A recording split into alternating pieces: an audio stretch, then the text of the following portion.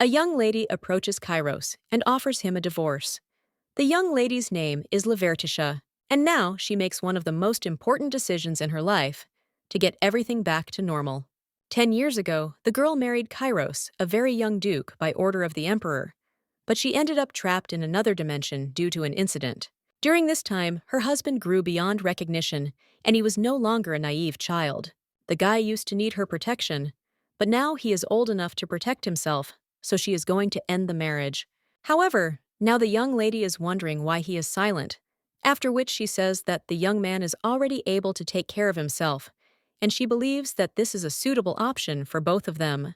After all, they didn't want this marriage from the very beginning, so it will be better for him this way. The young man will only get angry after this, after which he says that the girl drove him crazy with her disappearance for 10 years, and asks for a divorce immediately after returning, so he wonders if this is a joke. The young man also asks if she knows how long he has been looking for her. The young lady understands that her husband has reacted strangely to this. The lady understands that something is wrong, because the boy whom she always wanted to cuddle, who looked like a barely fledged chick, he has become completely different in these 10 years. The guy at this time clenches his fists and tells the lady not to even try to escape from him, because it's impossible, and all this time only she was in his thoughts. The girl understands that something has seriously gone wrong. She also understands that Eugenia is an empire that ruled the continent, a famous nation whose fierce struggle for power matched its greatness. The previous emperor left behind many successors, and as soon as he died, a battle for the throne broke out. Many thought that everything would develop into a civil war, but one of the princes dragged another empire into it. When all the heirs were plunged into eternal sleep or were banished to the astronomer on the wing of the dark times, the only person who put up a fierce resistance was the current emperor. At his side stood a loyal shield and sword. This was Duke Valtail, who was the commander of the White Knights, and a cruel assassin who was the vice-commander of the White Knights, named Lavertisha. The current emperor was able to emerge victorious in this struggle for power precisely because of them. Several months later, someone approaches the main character and asks if she knows how many times he called her. The girl suggests that somewhere around 3 times, to which her interlocutor replies that no, and he called her as many as 5 times. The young lady apologizes to His Majesty and then asks what they were talking about. But the blonde gets angry and says that she didn't listen to him at all. Then he claims that the country is just beginning to recover from the end of the war, and in times like these, good news is needed. So he proposes to her to marry the Duke of Valtail. The main character then slaps herself on the cheeks, and her interlocutor asks why the girl did it. She answers that it seems she still hasn't fully woken up, but His Majesty says that this is not a dream.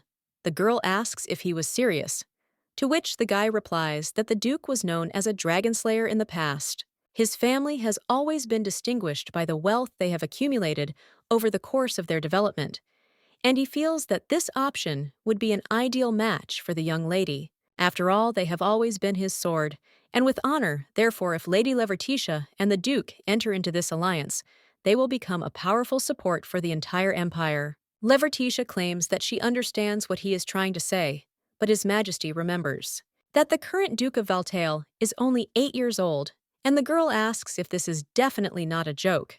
Well, the blonde guy with a smile on his face claims that she is only 21, after which the girl screams that there is a 13-year difference between them. But the emperor, still smiling, wonders if this is a problem, since the emperor married a girl with a difference of 28 years. Lavertisha claims that he is laughing, but they went through a war because of this. The blonde is only interested in who else could joke like that, and then claims that judging by his face in 10 years, the guy will become very handsome, and he guarantees it. And he also thinks that Duke Valtail, who valued her so much, would be glad if he were alive. The Duke was the head of a family that had been hunting dragons for a long time, and also the commander of the White Knights, who played a key role in the war. One day, the man offered to end this massacre, and also holding out his hand to the young lady, he said that he needed her. Until he said this, the girl could not even think about it. The blonde at this time says that who knew that this outstanding man would become a victim of dark magic, and he certainly would not want to pass on the duchy to his son at such a young age. So what a pity, the main character answers that yes, and her interlocutor claims that, as she already knows, the current duke also has enemies. So he needs a strong guardian just like me, and power and wealth. The guy is also interested in whether he is telling the truth. The girl at this time understands that she was the adopted daughter of Viscount Selzer. It was a family with loving parents and a kind younger brother. It seemed that they would always be happy. But 10 years ago, the couple's carriage crashed. Leaving Rudel and Lavertitia alone, they were immediately surrounded by evil adults who wanted to devour the orphanage. Therefore, the main character had to study hard to protect this seven. And as a result, the brother and sister, all of whose strength was spent on survival, they trusted Baron Wilfred, the younger brother of Viscount Seltzer Levertitia, followed the Baron who treated them warmly, and did not know that these warm hands would drag her underground. A little while later, the girl in shock asked her uncle what kind of contract it was. But the man asked her if she couldn't see that it was an IOU, with her younger brother's signature, and the Selzer family was in debt. The uncle convinced little Rudel to sign a receipt, so he wanted to absorb the family, which would be mired in debt.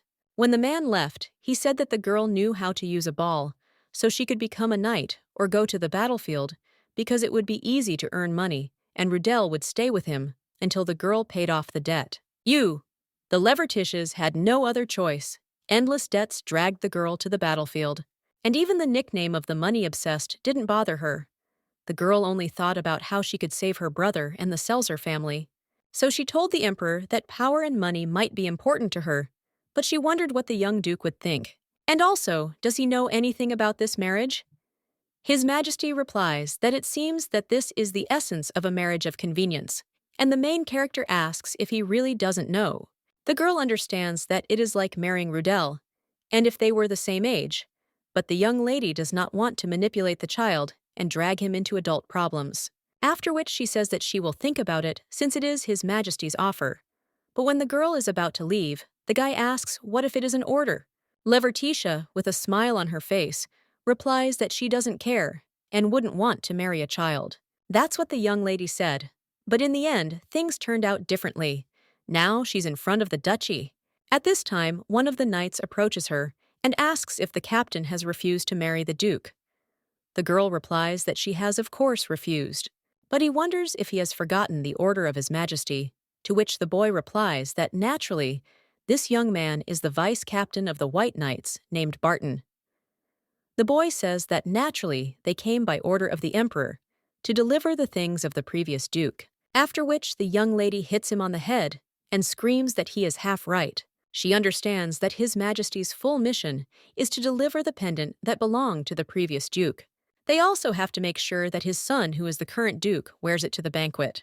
If everyone sees on it the relic that the emperor gave, then it will be official confirmation, maintaining a strong bond between the ducal and imperial families. The girl clearly sees that His Majesty is trying to bring her together with the duke, after which they enter the room and the butler asks them to wait there while he brings them to the duke. Well, when the young lady enters the room, she is surprised because she sees Scarlet Knights there. She also wonders why they are there, and realizes that the Scarlet Knights are the same defenders of the empire as the White Knights. But this is an elite that consists only of the highest nobility, so they value dignity and honor most of all. In other words, the White Knights, to which Levertish belongs, give preference to knights of any rank with suitable skills. They were sent to the front lines, a place which all knights' apprentices avoid, and his war for the throne of Levertish made a huge contribution. Therefore, the emperor's trust in the White Knights grew. At that time, the Scarlet Knights could only watch and criticize them. Relations between the groups were strained from the start and only got worse over time. The only reason why there were no direct conflicts between them was the difference in the tasks of their groups. Now the young lady understands that judging by the fact that this mission was entrusted not only to them, they must put aside old disputes and carry it out unconditionally. At this time, one of the knights asks why the girl is so tense, and does His Majesty really dislike the White Knights so much that he received a transfer of the former commander's pendant to them. This guy is the vice-captain of the Scarlet Knights named Egan Kellers. Well, the guy says that, judging by the reaction, they didn't even know about it, or so stupid that they don't understand shame. But at that very moment, the high-flying White Knights jump up and shout for the guy to watch his language. However, the blonde says that it is not for mongrels to judge this, after which the other knights laugh. The main character is silent at this time. But at the same moment, someone says that everyone has heard that there is one in the White Knights who will put anyone into eternal sleep for money. Another guy asks if they would get up to do something so dirty, while the main character at the same moment says that this is true, and she is the person who, for a good sum, can put even nobles into eternal sleep. Levertitia asks if he really wants to offer her money, after which the guy is surprised. The young lady claims that the entire imperial palace knows about his bribes, and that they even bought themselves out of the war with money, after which the girl asks if he was really that scared. But the vice captain only screams, asking where she heard that. Levertitia, with a smile on his face, asks what he will do, since he has always been the one who decides all the gold.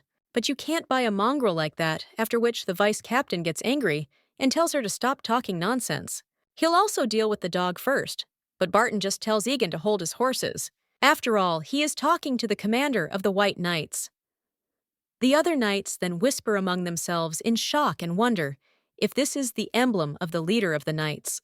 Another one of them asks if the appointment ceremony has already taken place, and if the girl received the position during the chaos of Duke Valtail's eternal sleep. The main character thinks how noisy it is there, and wonders if they really thought that someone would organize an official ceremony in the middle of a war. Levertitia also understands that how could the knights of the palace know news from the battlefield? But the polite address in accordance with her rank did not change. Egan realizes that he has barely become vice captain, and this girl has already been made leader. Levertitia, watching all this, understands that his thoughts are obvious, and now this guy will at least quiet down a little. The young lady is also interested in what the Duke is doing, and why there is still no news from him. But then the girl hears some strange sound, and wonders if something has happened to the guy. The young lady immediately rises from her seat and turns to Barton, asking if he heard. The blonde man wonders what they are doing there, and the young lady opens the window and says that she will go check, but let the vice captain stay there just in case. But when the main character jumps, the guy in shock asks what she is doing, because this is the third floor. The blonde says that this girl is crazy. The young lady at this time approaches the maid and asks what is going on there, because she heard some scream, after which the maid screams that the Duke is upstairs, and when the main character looks at the tree, then he wonders if this boy is the current Duke Valtail. Another maid, at this time, asks if the Duke has climbed the tree again, but they kept calling him, but he pretends not to hear. The girl realizes that this guy looks even younger than she imagined, and the young lady is unsure what to do now. One of the maids claims that she will have to wait until the Duke comes down, even though the knights of the palace have arrived. Well, at that very moment, the main character starts to climb the tree, after which she ends up next to the young man. And she says that it seems that he has a look that looks into the very soul, and also claims that she is pleased to meet the Duke. Levertitia introduces herself as the commander of the White Knights. The guy then asks who she is, and he tells the girl to leave, after which the lady thinks what a little bastard he is, and also extends her hand to him. But the Duke jumps down from the tree on his own, and then starts running away. The maids follow the master and tell him to come back, because he is a guest and they are waiting. The main character thinks that this guy is pretty fast, but doesn't look like some wild animal, and looks more like a kitten. She also realizes that this guy doesn't seem to know anything about her, and maybe it's because of his age that he doesn't know the details of the war. The girl also understands that since he is on guard, it will be difficult to get close, but nothing can be done about it, so she will try to do everything carefully so as not to exert unnecessary pressure. At this time, the guy goes deeper into the forest and says that he went far away so they won't find him there. But at that very moment, he remembers that he forgot the book.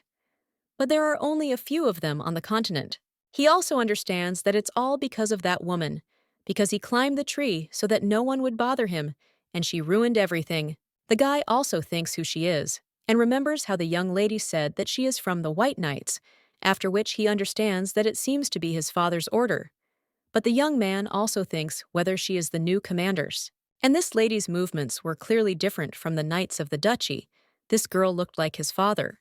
After which the young man says that it is annoying, but at that very moment, the main character appears next to him and asks if he has any problems. The guy steps back in shock and asks how the lady got there. Well, she just hands the boy a book. And she claims that she came to return this, after which she asks if this book is his. The red-haired boy takes the book and then asks who the lady is. Levertitia replies that she is a knight from the imperial palace, but the young man replies that this is not what he asked and asks if she knows who he is. Levertitia replies that she knows, and he is the Duke of Valta, and also the heir of the previous duke who died from dark magic. The girl asks if everything is correct, to which the guy replies that he has been wondering why she then speaks to him so disrespectfully. Levertitia replies that she is impudent in life, and even in front of the emperor, but the young man says that she has a head still in place.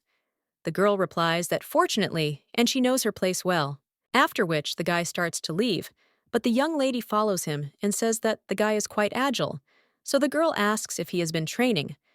But the guy looks even better than some of the knights under her command.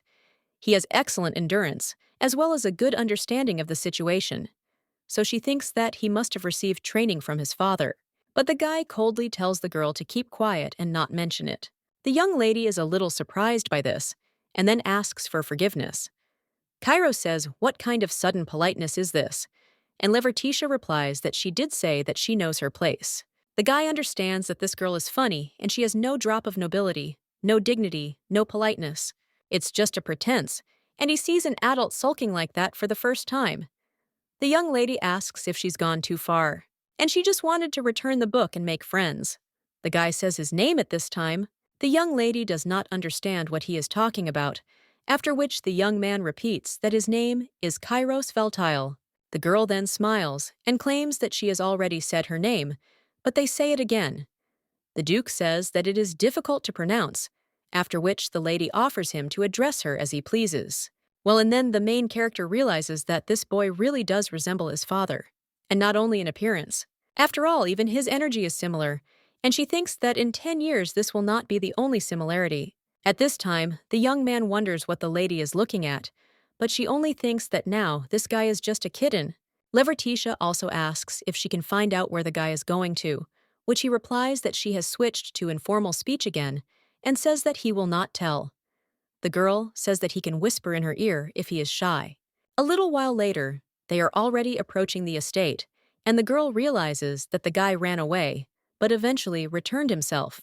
The butler then turns to his lordship and says that at last they have waited. He also wonders where the gentleman was, since there was such a commotion there. The guy only answers that he was leaving, after which he heads off further, and the butler apologizes for the fact that they were so rude to the guests. The main character answers that nothing, after which she says that she will go too, but understands that the butler had a hard day. Then they enter the room where the other knights are sitting. One of them, seeing the boy, asks if this child is the Duke of Valta. He had heard that the guy was young, but he hadn't thought that he was that young.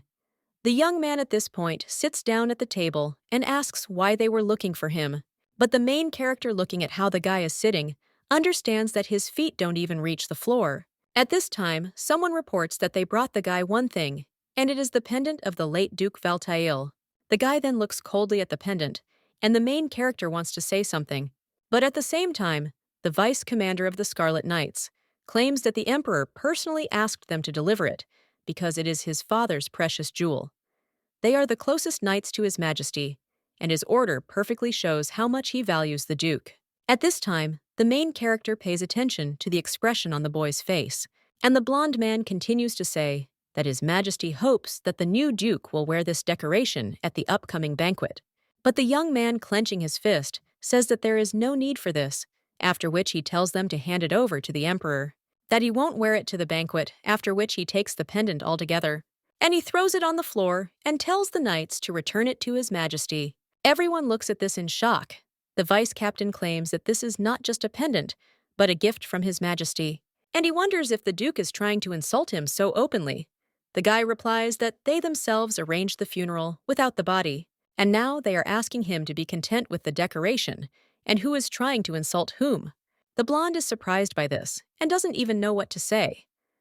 The young man only says that he told them that he doesn't need this pendant and wonders if they don't understand the words. Egan. He turns to his lordship again, but the guy claims that his mouth is tired of talking, and if they have nothing more to say, then let them go.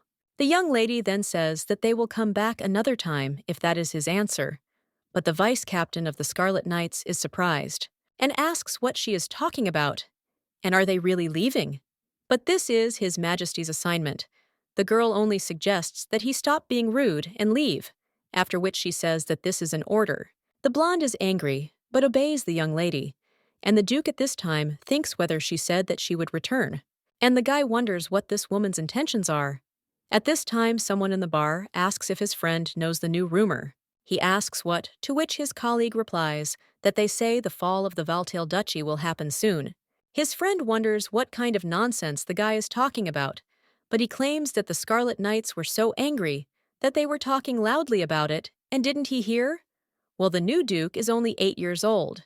The vice captain of the White Knights sighs and says that they never stop talking about it, after which he also turns to the young lady and asks what they will do, and also whether she has any plan. The guy also says that everything is a bit confused, but the order of His Majesty must be carried out. Levertitia replies that he knew for sure that everything would be like this, and the Emperor creates troubles for others, and then has fun. Barton says that this is very disrespectful, but the girl asks what about Togo, because the truth is the truth. The Emperor knew that the Duke would react this way, and he entrusted her with this mission to look into the problems between her and this child. But she still can't refuse the order, and will have to see the Duke's sweet face again.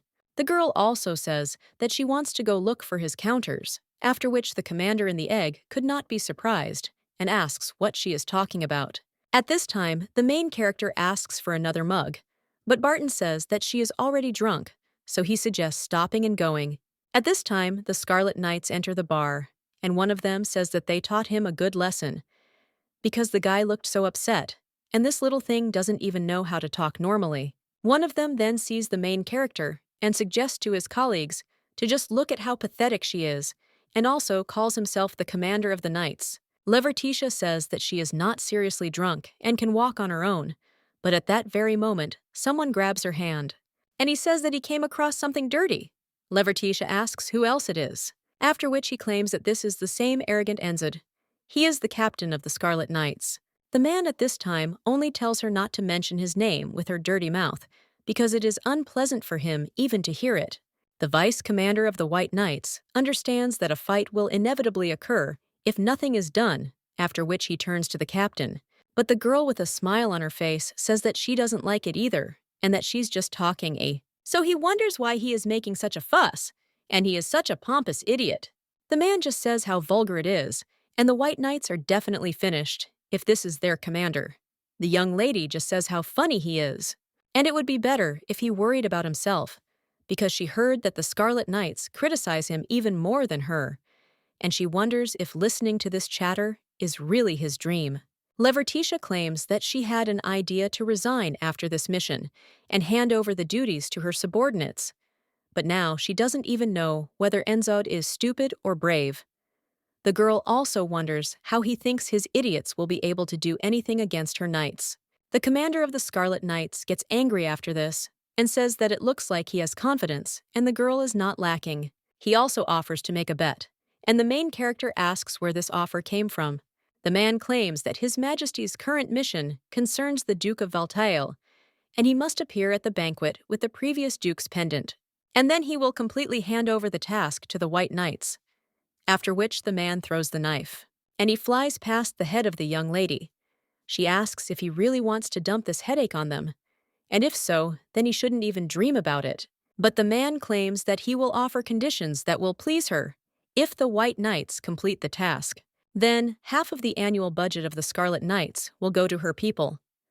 The main character is surprised by this, but the Knights of the Scarlet Knights are no less. The man says that in case of failure, the girl will refuse the positions and disappear. Levertitia asks how this is supposed to work, since His Majesty the Emperor personally appoints the commanders. After which, Enzod smirks and says that then there will be another condition. The girl will admit her incompetence and will apologize to the Scarlet Knights on her knees. At this time, Barton tells the captain to wait, and the commander of the Scarlet Knights tells that this bastard should not interfere. The main character is only interested in whether it is enough for him to put her on her knees. Then he picks up the fork from the floor and throws it right where the knife is, and also asks if he really wants to try to take her head. Enzod clenches his fists and claims that he is not going to get his hands dirty for such a scumbag. After all, she herself will plunge into eternal sleep somewhere. But the girl thinks that it would be more fun that way, after which she says how boring it is. However, she still accepts the challenge and says that they will never lose the vice captain, then turns to her in surprise. She also claims that a year's salary is at stake and wonders if they have enough money. The man replies that he thought that the girl would agree, and the dog, blinded by gold, would end up on his knees in front of them, and she won't do anything about it because the task must be completed before the banquet. A little while later, the girl is lying in bed, and the vice captain is telling him everything that happened yesterday. Levertitia suggests that he not make noise because her head is already buzzing from a hangover. The guy at this time claims that this is too reckless a bet, but the girl asks if he knows that she is ready to plunge people into eternal sleep for coins, and there's nothing to be done about it. But the vice captain still turns to her, after which the girl puts her hand on his shoulder and suggests that he calm down. She also asks if the white knights can be scared by such a simple task, and she always does what she is told. So let the guy not worry and just settle down and relax. Levertitia understands that she just needs to persuade the child, and there will be no problems with this. But a little while later, when the young lady comes to his lordship, she turns to him, and he asks if it is possible to lock people on the balcony, and also if he can open it. Levertitia understands that she could not even try to convince him, as she immediately fell into a trap. The young lady realizes that she followed him when he wanted to show her something, but she should have guessed that this guy would try to get rid of the one who is in his way. But since they've come to this point, she has only one method left. The guy then turns around and wonders if the girl has simply given up.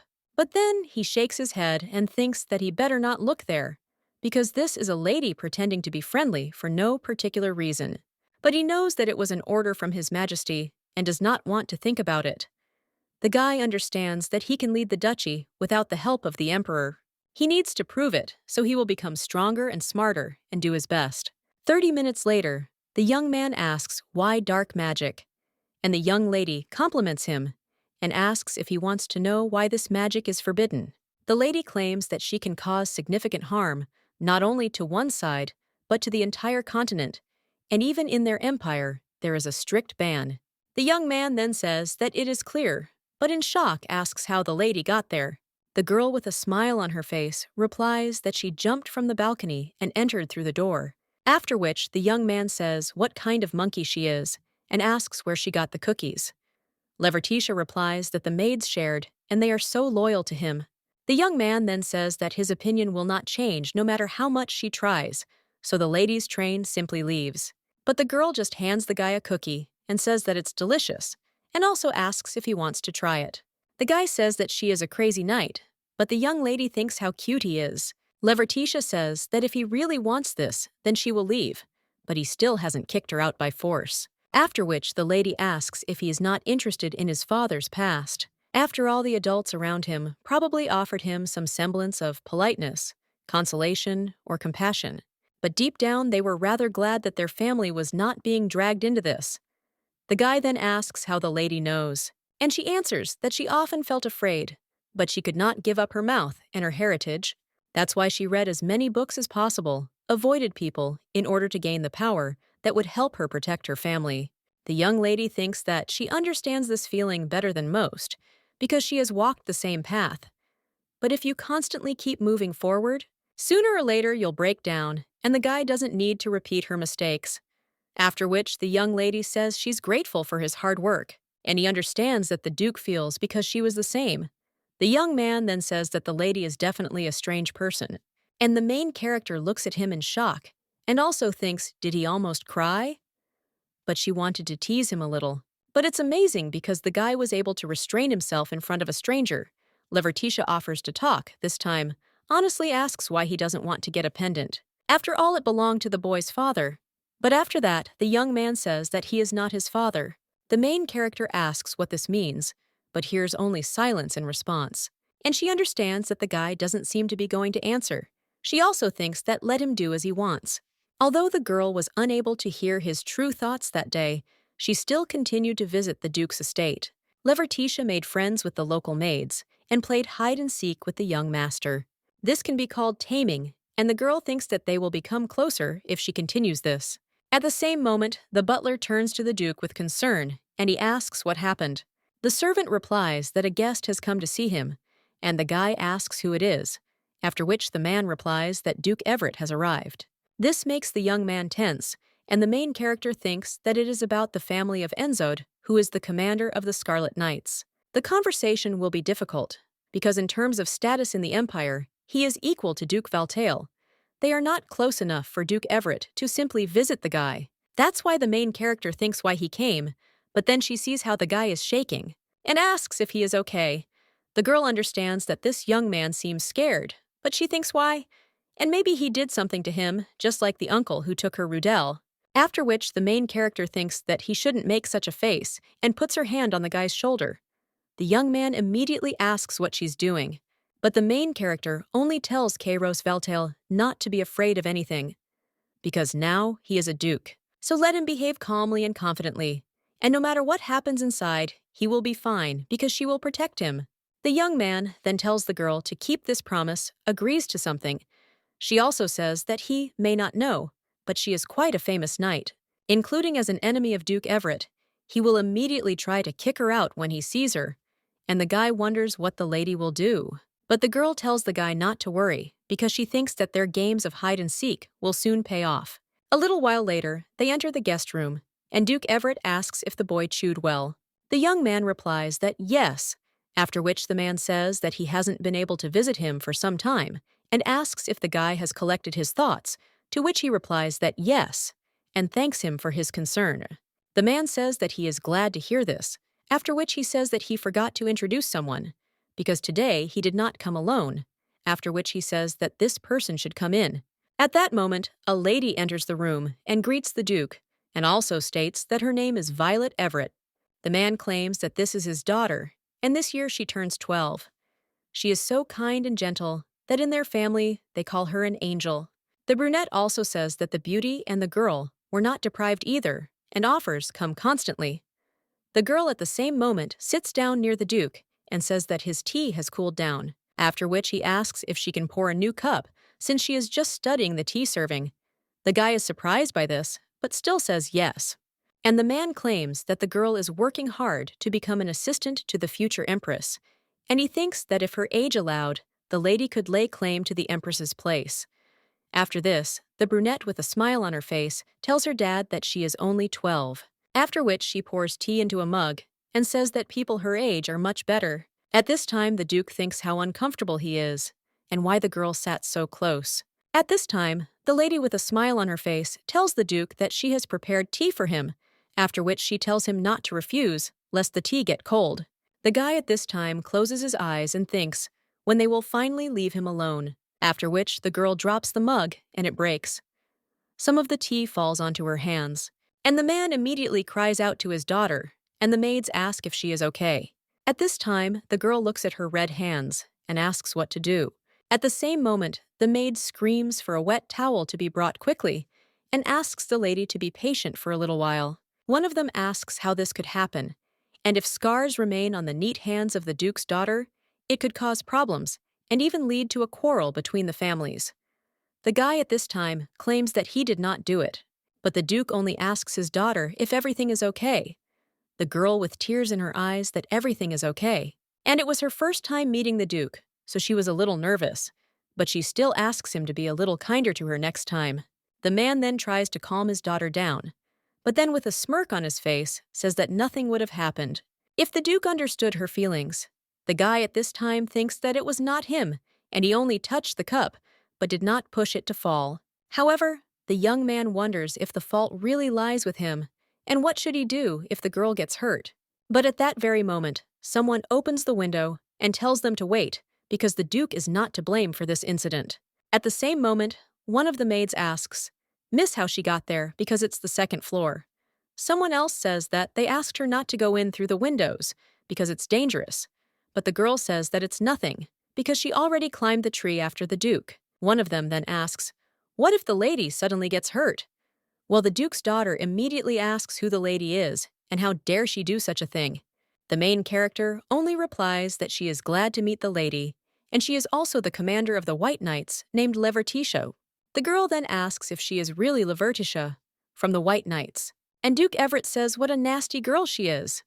The young lady then says that now she understands from whom Esnod picked up these words. And the guy is just like his father. The Duke's daughter asks if the girl is trying to insult the Everett family, after which she tells her father that they should arrest this rude woman. Well, the main character says that, alas, without an order from His Majesty, they will not touch her with a finger, because she is his first sword. The girl then says that she was told that the first ball is her brother Enzod, after which the Duke turns to his daughter and tells her not to bother her head with such things, and also simply ignored this girl because she herself does not understand anything. The Duke at this time is watching the lady, and he understands that she came after all, and also kept her promise, after which he understands that he will not be afraid. And he claims that it is not his fault, because he did not break the cup. The guy understands that he will keep his part of the promise, after which he says that it was a light touch, which was not enough to knock the cup out of his hands. Levertitia replies that she saw it too, and as soon as the Duke extended his hand, then the girl threw the cup on the floor. And after all, the daughter of the highest nobles of the Everett family does such things, so what a disappointment it is. The girl then claims that she didn't do it, and wonders if they really want to blame her for everything. The main character asks if she is talking about the accusations, after which she says that this is just advice, because the lady will not spend a day in the imperial palace if she enters there with such skills. After all, a lady would be better suited to a place as an actress in the theater than as a servant to the empress. The girl then gets angry and takes the cup in her hands, after which she throws it at the main character, and asks how this girl dares to be rude to her. Levertitia only asks if she really throws cups, and that's great. After which, he wonders if it was really her they called a gentle angel. Violetta then understands what she did and says that she didn't want to sus, but her father only screams for that damn dog to stop, because His Majesty often turns a blind eye to this. But there must be a limit to her impudence, so he asks how she dares to be rude to his family and allows herself to do such a thing. Kairos then stands in front of the young lady and tells the Duke to stop, because all the blame lies with his daughter, so let him leave Levertitia alone. The main character is a little surprised by this, and wonders if the guy is really protecting her. But recently, he was shaking from the mere mention of Duke Everett. At this time, the man thinks what a petty, persistent person this is, after which he turns around and apologizes for the inconvenience. He also says that it would be better for them to leave, and also turns to Violetta and asks why she froze because they are leaving. The man also understands that this devil dares to interfere with his plans, and after all, over time, he was going to absorb the Duchy of Valtele. But unexpected changes appeared, and before that, the guy was a quiet child who was afraid to even look into the eyes. But today, he dared to contradict him, and therefore he would have to deal with him another time. A little while later, the main character's wound is treated, and she realizes that on the battlefield, it wouldn't even be called a wound. So she can't believe that she was treated so carefully. The Duke then asks if her arm still hurts, while the main character asks what he's talking about after, which he claims that she's fine. The guy also asks why the hell she covered herself with her hands if she could have just dodged, and what they would have done if they had hit her in the face. Levertitia asks if he is really worried about her, and his sister, Levertitia, has seen worse things happen. The guy then just looks away and tells her to stop teasing him. He also asks what he should call her if there is a name that is so hard to pronounce. And then he claims that from now on, she will be Letty, to which the girl replies that it is fine and addresses the Duke as Kai. The guy asks why she shortens the name without asking, but the girl asks if he himself did not do the same. The young man says that he is 8 years old, is a child too, but she replies that no, and she is older, after which the guy asks how old she is, and his interlocutor replies that she is 21 years old. The lady says that she is also young, but the guy just says that he can't believe it. The main character then also wonders if Duke Everett always comes and behaves like this. The guy replies that yes, he often came to ask about the affairs of the duchy, or him. Levertitia understands that this old man clearly did not want to communicate because he was planning something. The young man then says that he is afraid of the Duke, and if the lady had not intervened, he would have remained the man who poured boiling water on the Duke's daughters. The main character then asks what the man told him, but when the guy remains silent, the young lady wonders if it is really too hard to say, after which she claims that in her childhood there was a person whom she was also afraid of, so she understands what he feels. The young man then wonders if she really had one like that. And that can't be true. The guy asks who could have scared her and whether it was really a person, but the girl only wonders what that surprised tone is. She also claims that they could have a drink and talk, but he is too young for that. The Duke then asks if she even knows what it means to be an adult, and he doesn't want to become as childish as she is. After which, he also asks what the lady is proposing, but she claims that they think it is fair that only she comes to him and tells him everything. So the girl asks him if he wants to come visit her. The guy is surprised by this, and the young lady suggests that he come to the imperial palace if he wants to see her. The young man asks why she assumed he would agree, to which the girl replies that she doesn't know whether he will come or not, but she will still wait, after which Levertitia leaves and says that it is time for her to go. The guy just asks how she can be so selfish, and does she think he will come. But the young man still understands that even though the girl said so, she will probably come tomorrow herself, so he will not go to the imperial palace. Well, 3 days later, the young lady still doesn't come, and the guy wonders if she won't be here today either. The young man understands that he doesn't care if Letty isn't going to look for him, because that way he won't have to hide anymore. So the guy jumps out of the tree, and the maid immediately asks if this is the Duke. One of them approaches the gentleman and asks if he was really in the tree, but the butler was looking for him because they have guests. They are waiting in the Duke's room and have brought suits for the banquet at the palace. The boy realizes that he was asked to wear the pendant at this banquet, and maybe when Letty invited him to the palace, she meant a banquet, after which the guy says that it's good, and he'll watch.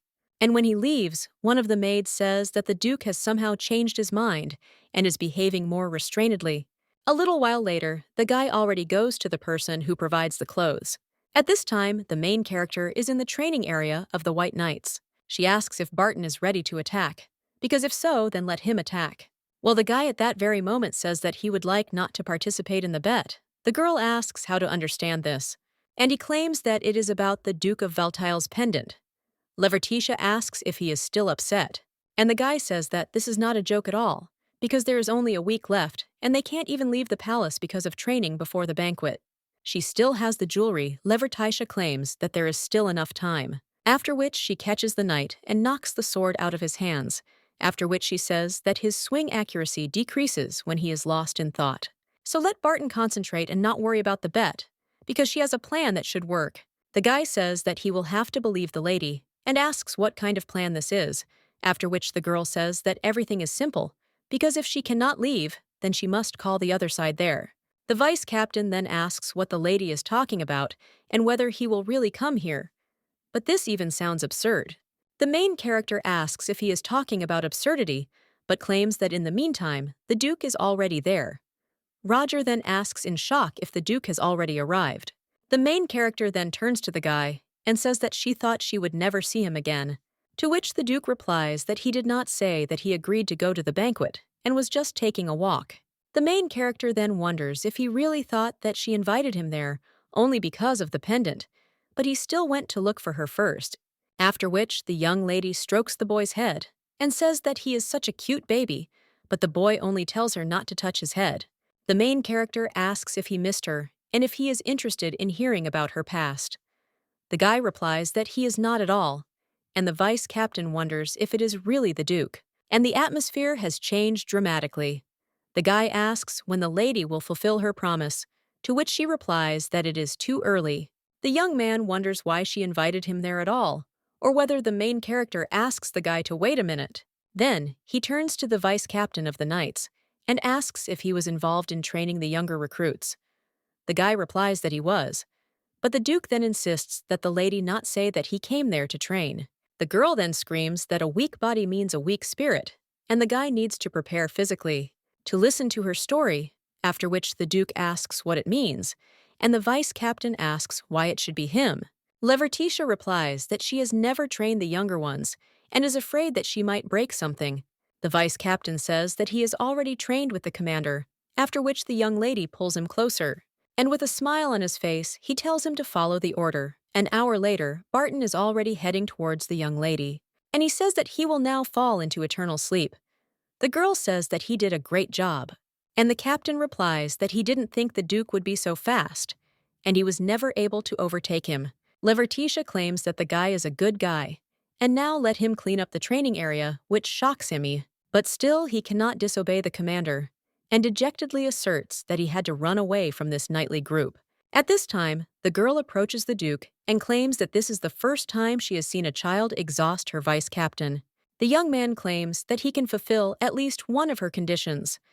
Levertitia says that the training is over, and they move on to the next step.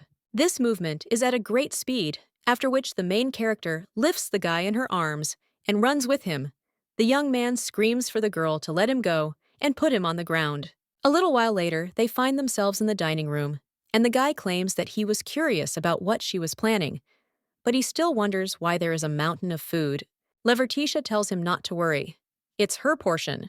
Kairos asks if this is a dining hall for knights only, and if they all eat that much. The girl claims that she loves to eat, after which she wonders why the peacock doesn't try, and whether they are not hungry after all that running around. The Duke only wonders if there is poison there, which surprises the main character, and the guy says that he was told to be careful with food outside the house, because it could be poisoned.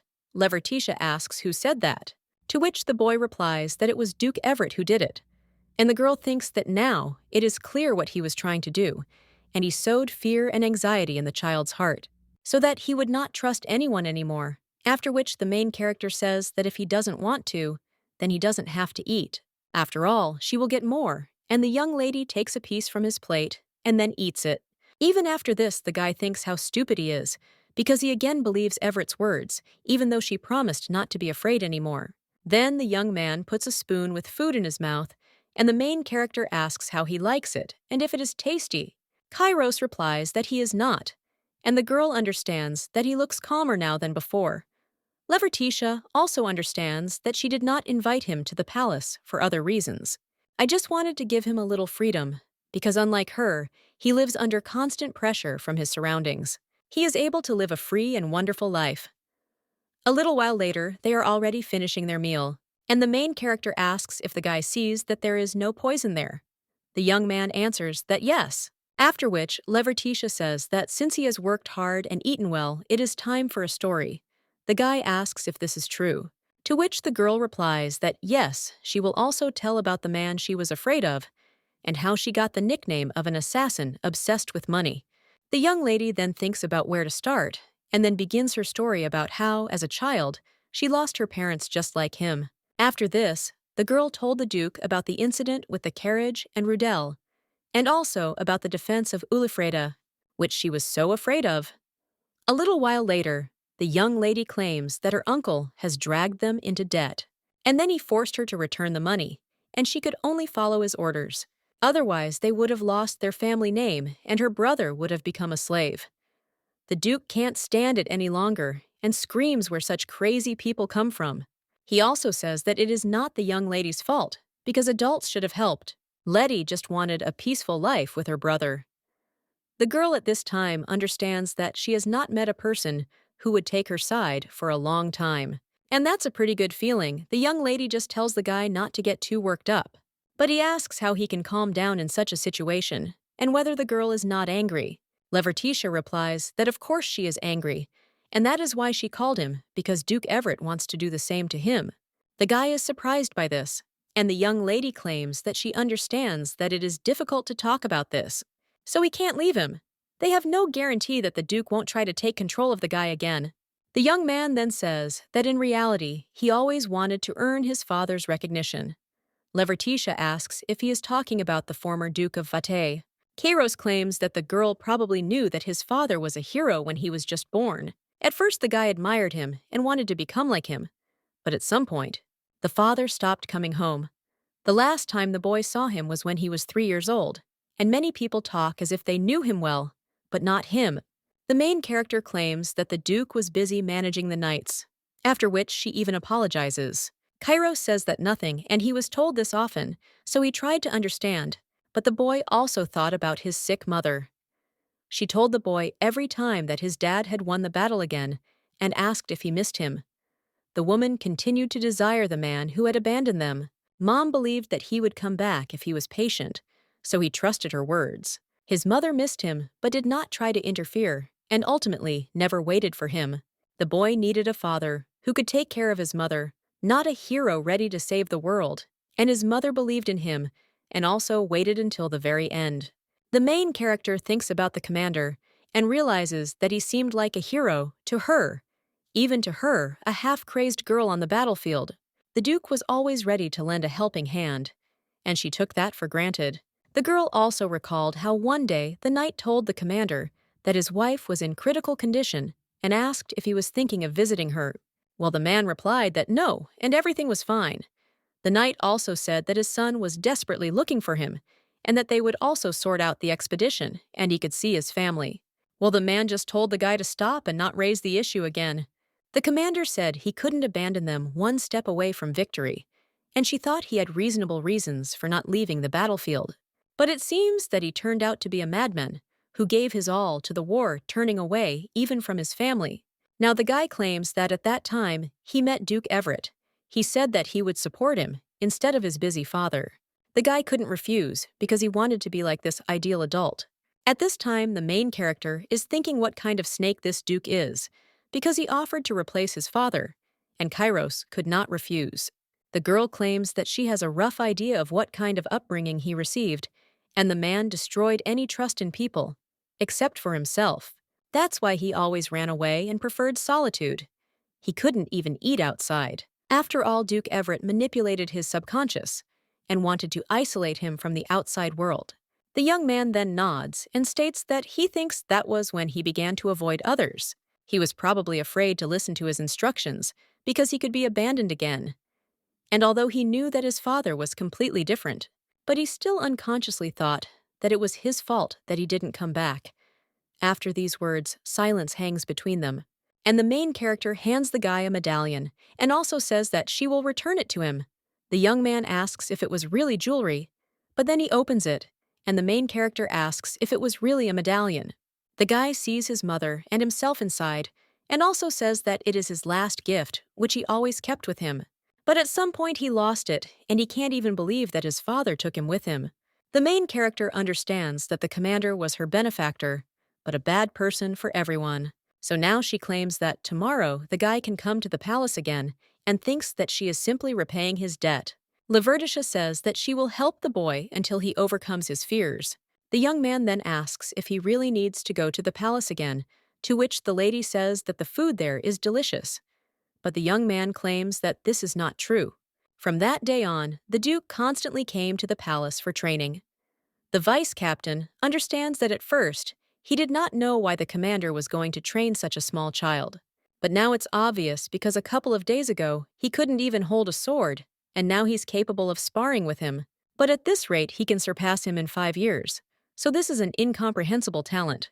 The vice captain tells the Duke that he has done a great job and suggests that he finish. The guy breathes heavily and thinks that, finally, however, he also thinks why Lavertitia didn't come today, because usually she sat on the bench and watched the training every day. The young man then wondered if Lavertitia was busy, and the vice captain claims that the banquet will begin tomorrow, and the commander has gone to meet with His Majesty. The guy realizes that there is almost no time left, and the scarf he ordered has already been delivered. While training, he didn't even notice how time flew by. But the young man also thinks about how to give this scarf, and whether to call it a gift that will remind him, but then the girl would laugh at him for the rest of her life. The vice captain at this time asks if the Duke really wanted to say something to the commander, but at that very moment, they hear someone scream. It turns out to be a man from the Scarlet Knights. He asks how the guy dares to criticize the Scarlet Knights, but his interlocutor replies that it is unfair and asks why only the White Knights must stand guard during the banquet all night. The Duke understands that there is some kind of quarrel between the Imperial Knights, and the vice captain suggests that he stand there and sing while he goes and checks.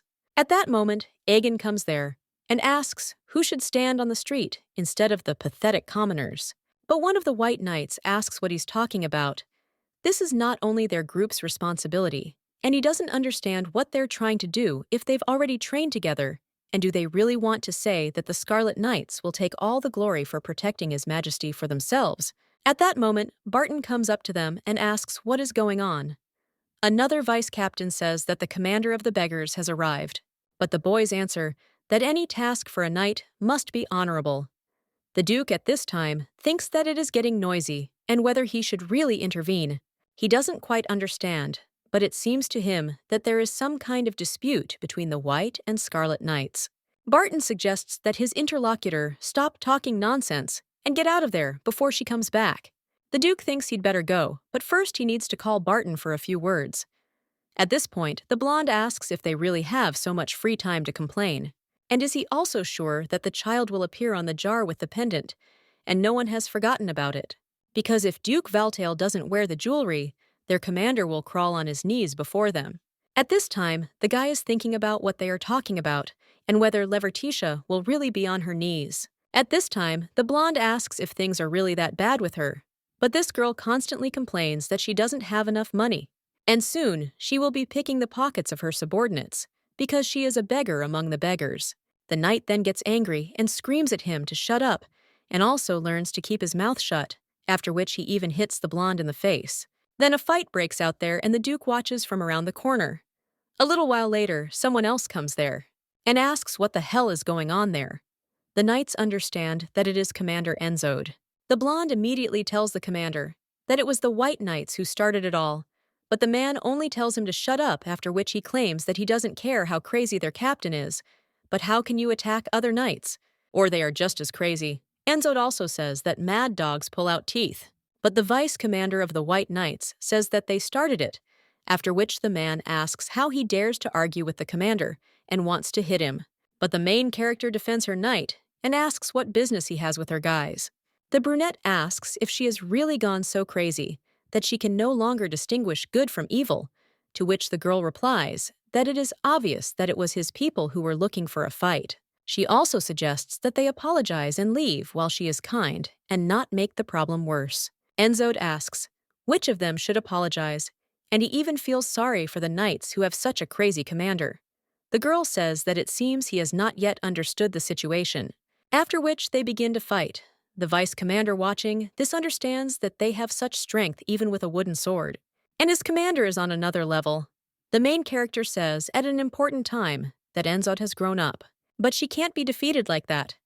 Enzode says that the lady has only brute force, and the Duke watching this says that he can't believe it, and he wonders if they really are going to do something like that in the Imperial Palace. The vice captain realizes that it is the Duke and thinks that he is standing there and not worrying about anything. At this time, the guy asks if they shouldn't be stopped, but the knight asks, who can do this, because even the combined strength of all the knights present would not be enough. So they will just wait, because soon the right person will appear. The young man wonders who he is, but at that very moment someone runs up to them and screams what they are doing there. And they started a battle in the middle of the palace, after which the lady tells them to stop right now. It turns out to be the Emperor's assistant, Eveline Simon. The woman screams for them to stop right now and asks if they even understand where they started the fight. The main character then tries to justify herself, but the woman asks if they are not ashamed to call themselves Knights of the Emperor after this. The Duke says that Levertitia looks like she won't listen even to His Majesty, but why is she arguing with this woman then? The vice captain states that Eveline is in charge of the knight's budget, after which she states that she is forced to warn that any more chaos will result in a pay cut. So if they don't want this, then let them disperse immediately. The knights immediately run away from there, and Eveline also turns to Sir Enzode and says that it is time for him to go too. When the man leaves, he turns to Levertitia, and he says that next time she won't get off so easily. The young lady sticks her tongue out at him, and he claims that he only knows how to talk because he still hasn't won her over. But at that very moment, the lady responsible for the budget turns to her and says that this also concerns Miss Levertish. The girl after this is about to leave and claims that Eveline, such an amazing thing, has put all the knights of the castle in order for a moment, but she has business now, so she will go. Well then, Eveline grabs the lady by her clothes and asks why she always ends up in the center of these conflicts. She also claims that it is important for the fulfillment of her mission, but that the lady should try not to disappoint His Majesty Levertitia, claims that she should tell him how Eveline takes care of him, and the whole country will prosper with so many loyal subjects. Evelyn just tells the girl not to put powder in her eyes and just get down to business. And when she leaves, the main character wishes her luck. At the same moment, someone else turns to her and says that their similar conversation is over. The young lady understands that it is the Duke and wonders if he is hurt because they, the knights, have forgotten their duty a little. The guy asks where this politeness came from, to which the lady replies that he witnessed not the best spectacle and apologizes to him. Well, the young man asks what she is apologizing for, to which the lady replies that they almost dragged him into battle. The guy then asks her if she wants to apologize for anything else, and asks how about a bet about him. A little while later, the day of the banquet in the palace arrived. The aristocrats are talking among themselves, and the main character is standing near the entrance. Then Eveline addresses her, and he asks why the lady is sighing on such a good day, because yesterday she tore the Scarlet Knights to pieces, and she thought that she would be happy to be responsible for guarding the banquet hall. Levertitia replies that it was nice, but Kairos, Duke of Valtail, found out about their argument. The guy then asked if the girl was so kind to him only because of that. And in the end, even she used him. The young lady tried to object, but the guy only told her to forget. And he also didn't want to hear anything. After all, he himself made a stupid mistake when he believed her. Now the young lady sighs heavily, and the vice commander wonders who forced her to participate in this dispute. The girl says that it is true. It understands that the guy has enough scars as it is. So how can you trust a person who promised to help and bet on you? The girl asks if the guy suddenly doesn't want to see her anymore. But the vice commander asks if this is a problem, since with such success, the lady will have to kneel. The girl then says that it is, and she has already forgotten about it. But then he tells the knight to wait, because if she beats that guy and deprives him of his memory, then this can be avoided. However, at that very moment, Lady Eveline approaches her and says that then the commander will be left without a salary. Levertitia replies that she is ready to risk even her life to protect her. The woman then says that this is the lady's first official appearance in the role of commander, so let her correct the impression about herself. At that moment, another commander approaches her and says that she is chatting and enjoying life as usual. The main character wonders if he is asking for trouble again. The brunette claims that no matter how you look at her, failure awaits, so let her prepare to fall on her knees. Levertitia only says that she uses her fists if the ball is not allowed, but the brunette wonders if she has gone completely crazy and lacks discipline. But at that very moment, someone announces that His Majesty the Emperor has arrived, after which the guy enters the room and apologizes for keeping them waiting. He also claims that there are many acquaintances there whom he has not met for a long time. The two commanders immediately greet His Majesty, and he claims that they have done well, after which the guy sits down on the throne and states that he would like to thank everyone who has gathered today.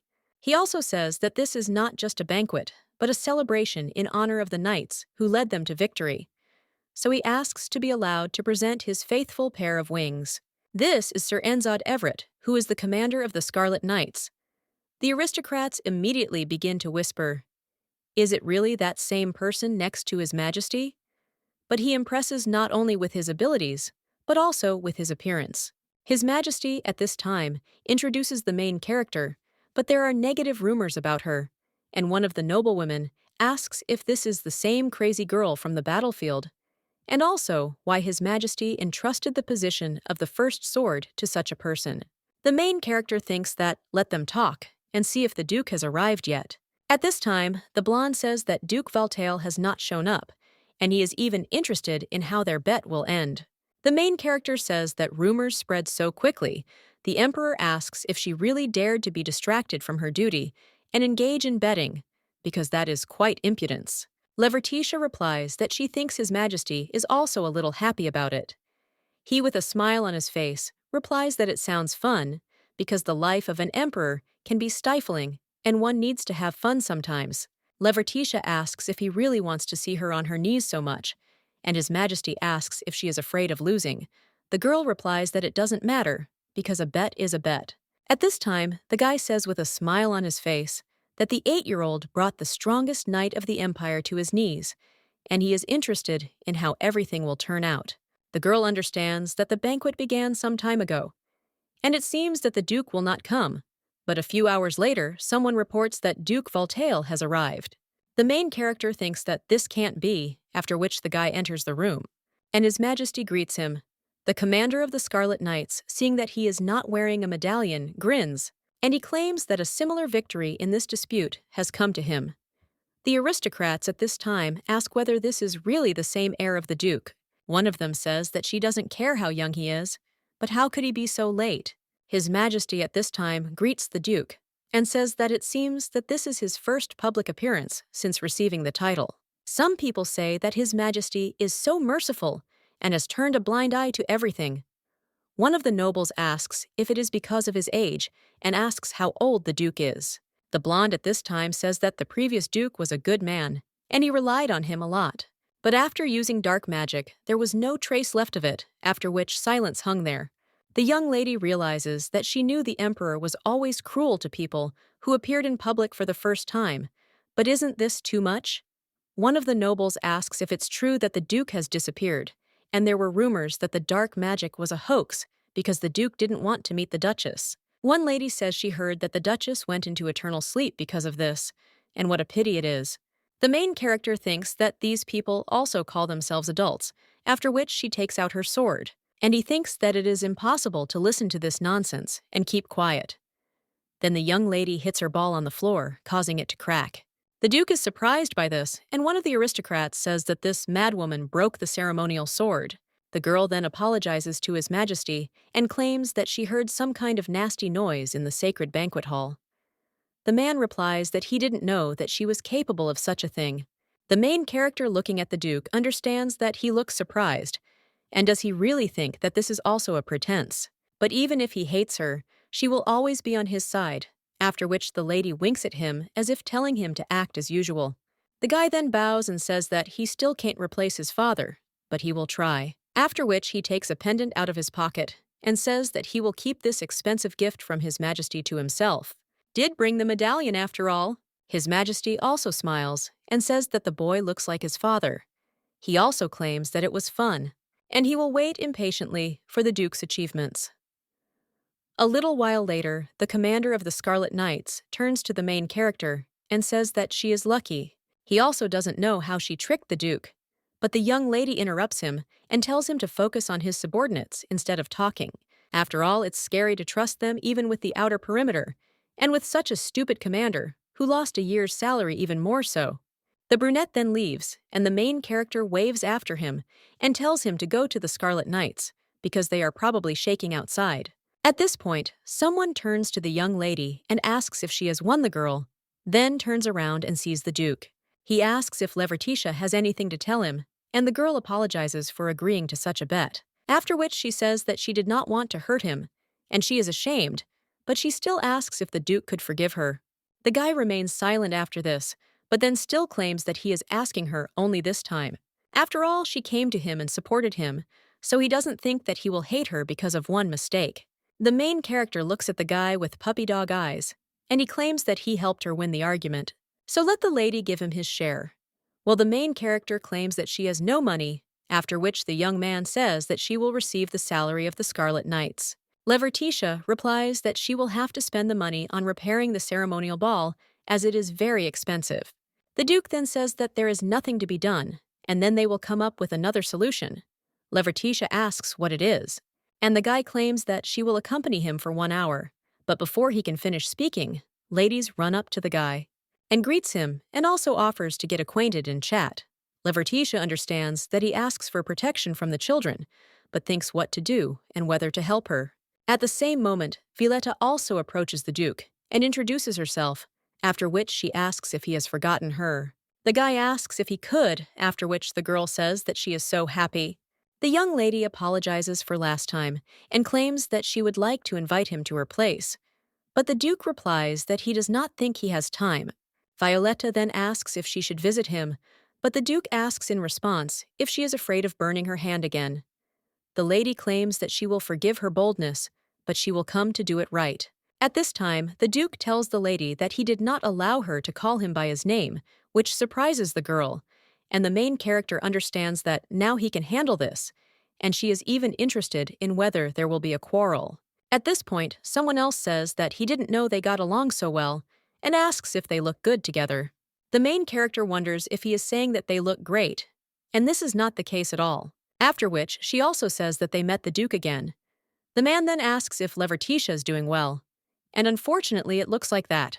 The girl replies that yes, she is doing well, thanks to someone, but the man only tells her not to get close to Duke Valtine, and then adds that this is a warning.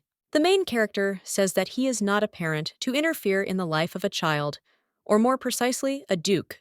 But the man then says that who knows soon he might become one, and the young lady wonders what that means. The man replies that in the near future, he will ask His Majesty for permission for the Duke and Violetta to marry. The main character is shocked and wonders if he is really talking about a wedding, and his plans are so obvious, but he still couldn't establish control over Kairos, so now he's going to absorb the entire Valtail family through marriage. The young lady then asks if he really thinks that His Majesty will listen to this request. The man replies that he is sure he will listen because he will ask her to do so, and the girl knows what kind of character His Majesty has. After all, he is a man with a strong will to live. But he has already reached his maximum, so the great families must unite, and all for the sake of His Majesty. The man also says that if the lady has no other ideas, she will not refuse this loyal vassal. Levertitia is only interested in whether he is a loyal vassal. But then she claims that if her memory serves her several years ago, he served another prince. And it seems that it was the execution of a traitor, so it is good that the Duke escaped the same fate. The man then says that everything is in the past now, but thinks how dare the girl mention it. But soon this mad dog will not be able to talk like that. The Duke is among the girls at this time, and understands that this is why he asked Levertitia for an escort, and he wonders where she disappeared to. After which, the guy sees Duke Everett, and realizes that this is the first time he sees him so angry. Levertitia has done anything dangerous. At that moment, Violetta tries to appeal to the Duke again, but he only tells the girl to leave. The man at this time tells the young lady that it seems that the promotion to the commander of the knights has lifted her spirits, and he wonders if this place reminds her of a battlefield. The girl replies that there are not so many splashes of red liquid, but there is something in common. The man replies that she does, and asks how long His Majesty will remain by her side. And the girl replies that she thinks he will remain by her side until the end of the Duke's life. The man then asks if she understands what she's saying, and Kairos understands that this time he does not want to just sit and watch, after which he drops his glass and claims that he accidentally broke it, after which he also says that his clothes got dirty, and he turns to the young lady and tells her to go with him to the restroom. The main character asks if he is talking about her, and the guy asks who else if not her, after which he suggests that she just follow him. The Duke watches the two leave at this time, but after that he gets angry and also thinks how dare the guy do such a thing. When the main character ends up with Kairos in the restroom, the guy finally sighs.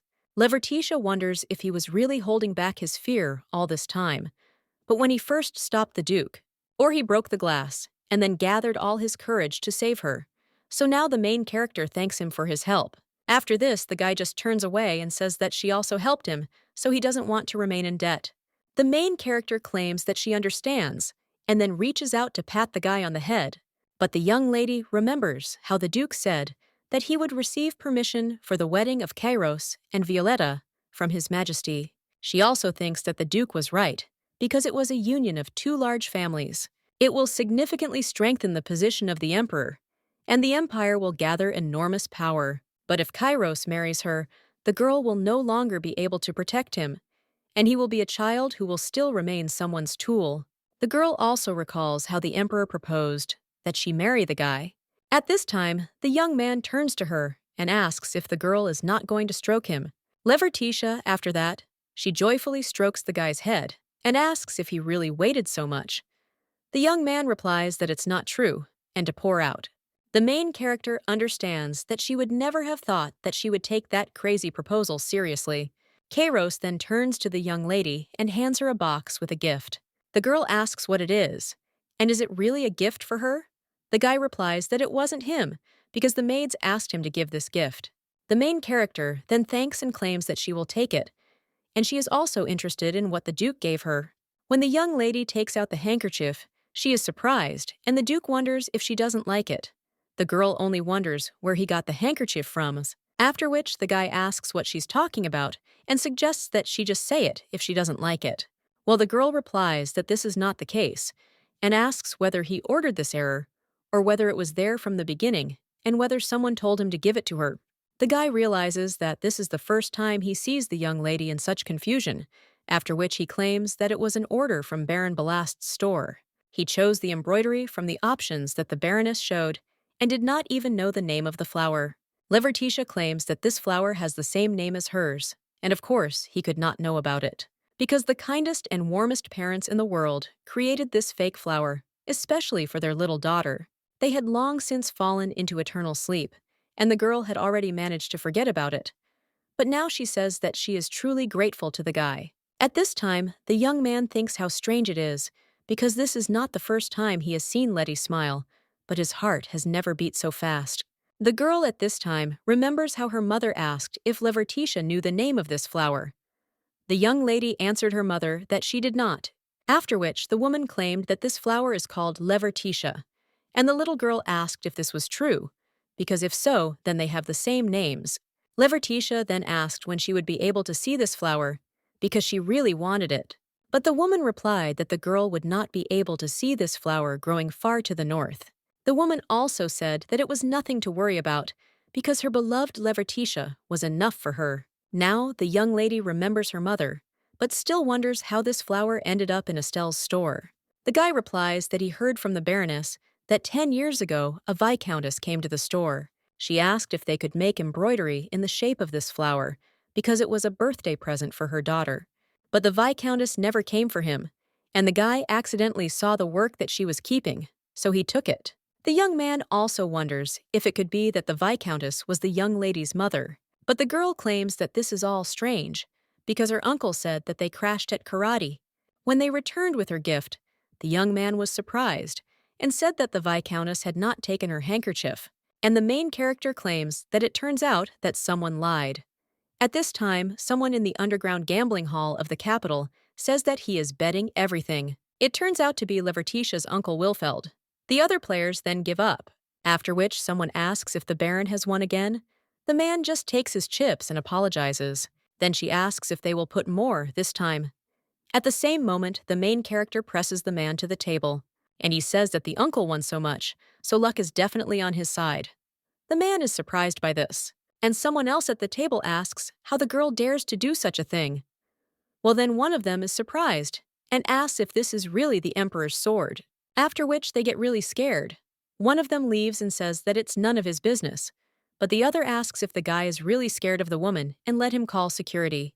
Well, the girl claims that they were a little late with this song. All the security guards were already unconscious, after which people immediately started running him. One of them says that there won't even be any bones left if a dog catches them. The young lady at this point turns to her uncle and says that they can now talk in silence. She also claims that her uncle lied to her. But the man says that this is not true and asks how she dares to do such a thing and whether she has already forgotten that she owes her.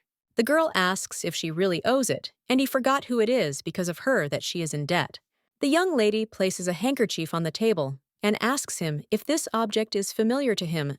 But this is a gift that her mother prepared 10 years ago, so it's all very strange. After all, the person who created it said that no one tried to take the scarf, and the uncle said that the carriage crashed when the parents were returning with the gift. The Baron then asks if she really made such a fuss just because of this, and the gift was probably not for her, but for Rudel. But the girl hugs her uncle tighter and says that no, she remembers everything clearly. They were late because they had traveled far, and he said that there had been a big accident because they were in a hurry and driving at night, and they also returned with her gift. The girl was little, so she decided that she was to blame for everything. To her that her parents had fallen into eternal sleep because of her birthday, and at that moment, she only had the fear that she and her brother were left alone in this world. Levertitia couldn't calm down, so she tried to conduct an investigation, but the imperial investigator was put into eternal sleep by an unknown person, and all the evidence was damaged, and no trace remained, as if everything was planned, after which the young lady heads to the exit and says that there are inconsistencies in her parents' dives. So soon she will know the truth. The man only says, "What an ungrateful girl." He wonders if she knows who she attacked, because he will make her regret it. Meanwhile, in the Everett Duchy, a family sits at the table. The commander of the Scarlet Knights asks the father what happened to the Valta boy. But the man only asks what the guy is talking about, to which he replies that he is very careful and does not like the imperial family. And didn't father say that he would not follow the emperor's orders? But the result is different, because he swore to follow the emperor's will and bear the duty of the previous head of Valtail. Like a loyal mutt, the boy's sister is nervous at this time, and their father says that the plan was unsuccessful. After which the guy turns to his father and claims that this happens with every plan. After all, he speaks as if he is creating an impressive masterpiece, but in fact it is an empty canvas.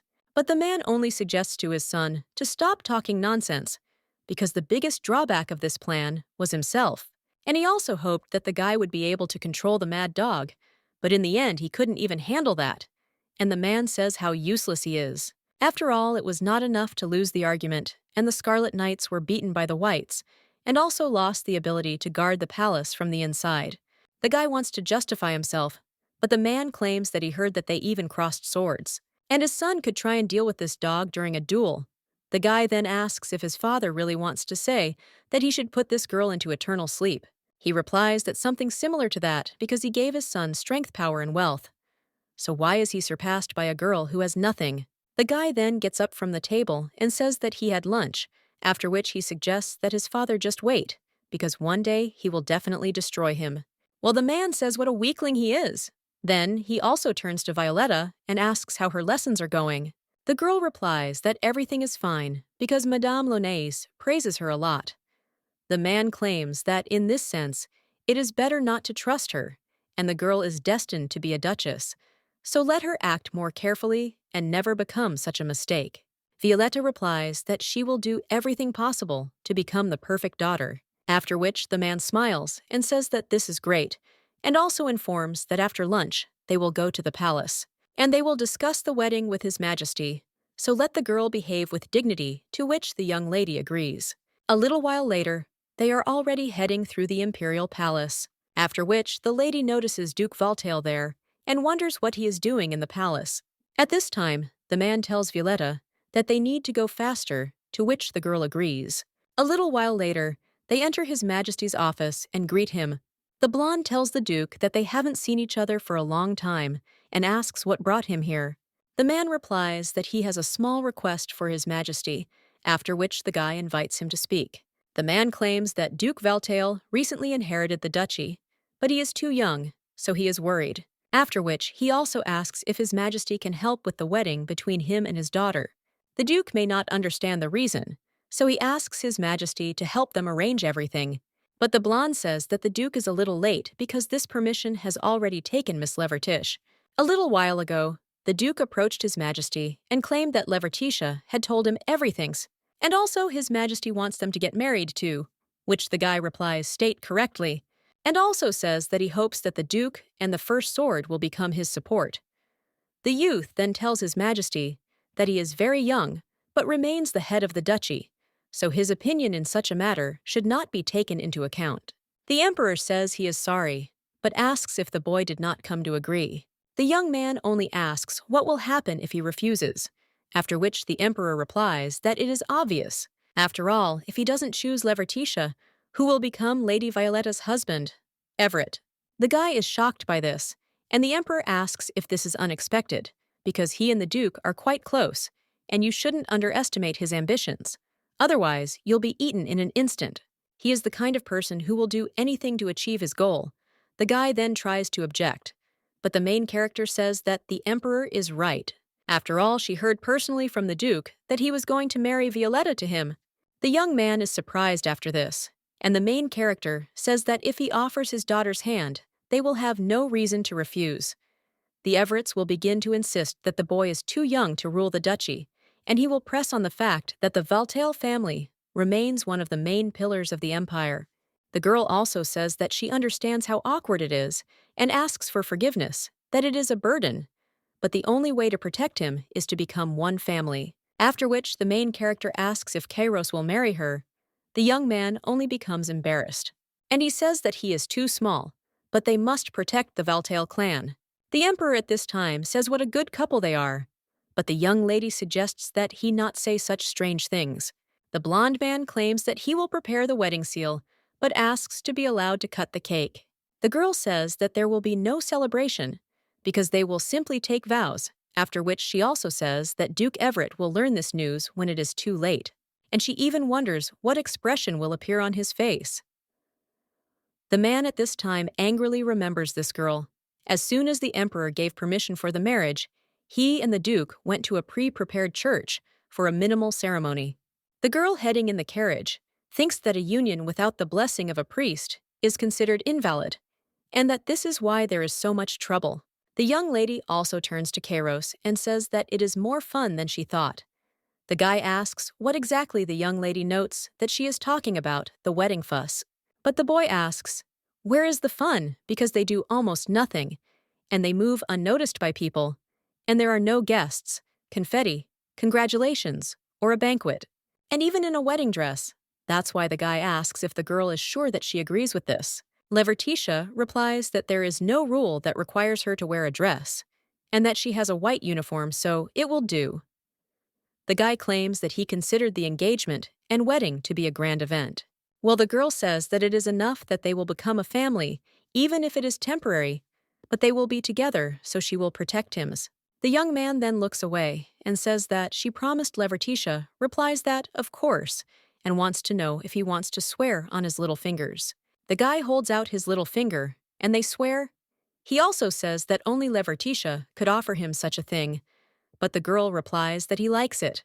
But at that very moment, he turns around and says that it seems the promise will have to be fulfilled sooner than they thought. At that moment, the carriage begins to fall, and the young man asks what is happening, but the main character tells him not to worry because everything is fine, and she guessed that they would try to interrupt the wedding at that moment.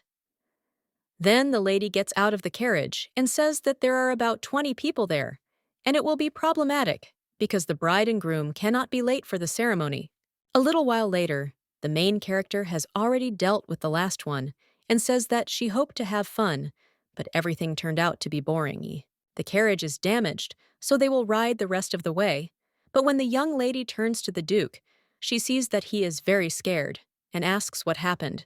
The guy at this time says that they tried to put him into eternal sleep, but he couldn't even move in front of and with the aspens that came for him.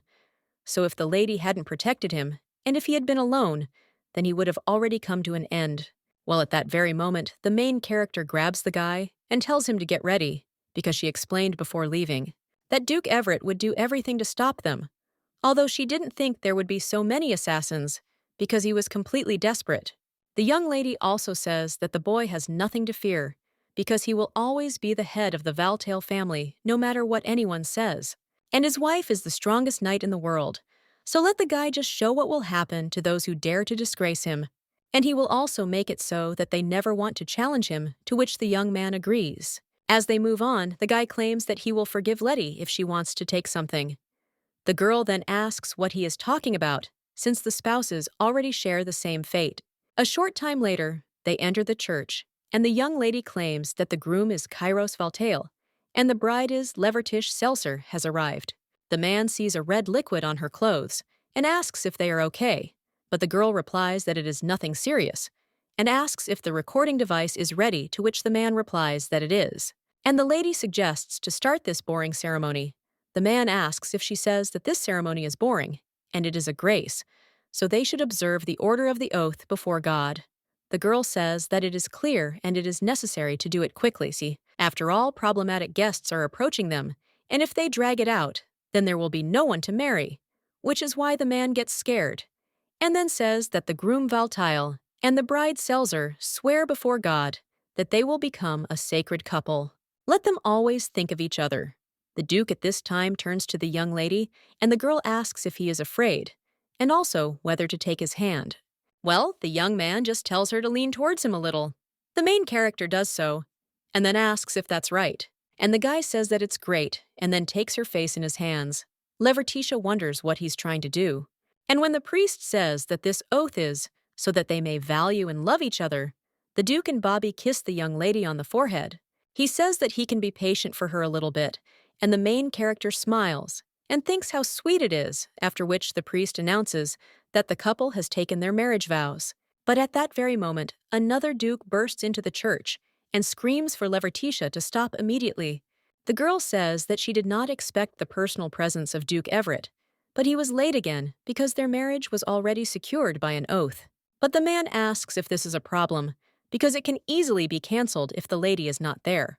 The girl then asks first to allow it to be said that His Majesty the Emperor was a witness to the ceremony, and he wonders if they want to get charged with putting the Duke and Duchess to sleep forever.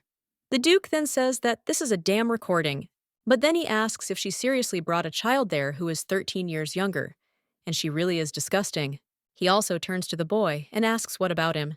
He warned him and told him to stay put, so how dare he do something like that? And it is not surprising that his father abandoned him and his mother.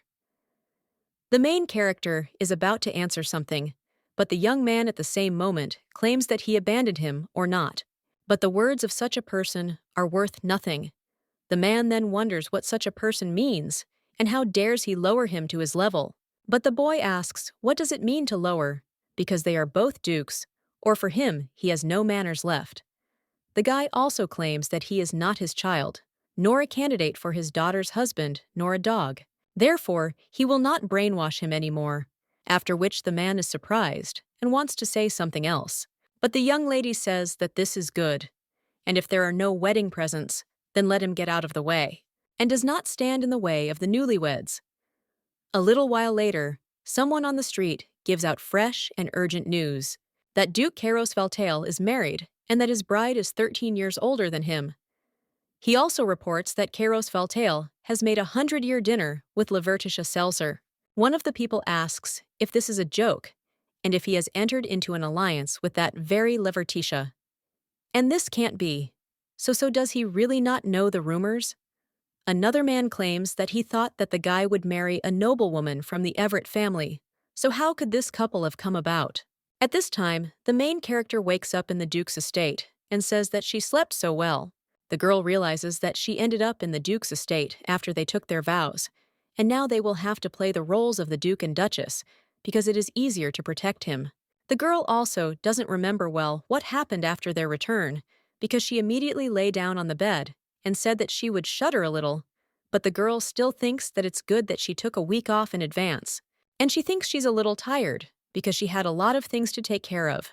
She hasn't had a proper rest for a long time, and this time, it was like she'd slept for 3 days. At this point, someone else approaches the mods and says that she is awake. It turns out to be a maid named Jessie. She claims that she will have Madame's personal maid, and she also hopes that Madame will be comfortable with her. The main character asks if she is really a madam and understands that such an address is appropriate for a duchess, but it is too awkward. The maid at this time asks Madame if she is preparing food for them, but the girl only asks if Jessie can call her by her first name instead of Madame, after which the maid with a smile on her face says that it is fine and addresses her as Miss Levertish.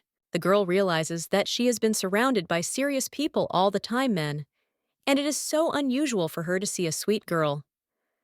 The maid at this time says that she is glad that the mistress woke up, and the Duke was worried because she had not gotten up for several days. The main character understands that it always takes a couple of days to restore energy, although Kairos might be surprised, because he sees this for the first time. The maid at this time claims that the doctor said that the lady was sleeping due to accumulated fatigue, but the Duke still walked around the room anxiously for 3 days. Levertitia, in his mind, to wake up quickly, because she promised that she would always be with him. The young lady is now asking if he had really been there for 3 days. Then she claims that she needs to see Kairos, and at least thank him. But the maid tells the lady to wait a second, and he wonders if she's really going to go straight from the bed. Levertitia asks what's wrong with that, since she always walks like that in the knight's quarters. Jessie says that Lady Levertitia is no longer there, and she will help her change her clothes, but the main characters only ask what she is talking about. The girl claims that everything is fine, but the maid asks the lady not to worry, and claims that there are not enough outfits, but she tried to find things in her size. So let her not refuse. The main character only thinks when the girl managed to find out her size, after which she jumps out of the window and says that she doesn't want to. A little while later, the maid writes to her mother whether she told her that she has a new mistress. The Duchess is kind, but very unusual, and sometimes she jumps out of the window. She seems to do this more often when they try to serve her. And when she approached the Duke about this, he only told the girl to simply leave her alone. The maid also thinks that maybe the lady is embarrassed, and it would be better for her to restrain herself. The girl also thinks about what kind of relationship she has with the Duke, because it does not look like a loving atmosphere between newlyweds, but they resemble a family. The main character at this time turns to Kairos and asks whether he should cut the meat. The guy answers no, but the young lady asks why he is arguing. He hasn't even finished his soup. The young man claims that he can't eat a mountain of food like him, and the lady asks how he is going to grow up, to which the guy simply suggests that she stop bothering him. Levertitia shoves a bun into his mouth and tells him that the guy needs a balanced diet to be healthy, and he needs vegetables as well as meat. The chef and the butler, at this time almost in tears, watch the Duke and say that he eats right. A's for the Duchess. She personally handles the finances of the mansion. One day, the young lady handed the maid the financial records of the duchy, and also claimed that she checked everything, and they have several money leaks, so these places are visible. The maid asked if the lady checked everything herself, to which she replied that everything was well described, so there were no problems. Some places in this house need to be repaired, and the lady even trains with the knights of the duchy. One day, she fights with one of them and tells him to raise his hands higher. The lady also claims that she will definitely teach them everything, so let them listen carefully, to which they agree and call her madam. But the main character only says that they should not call her that.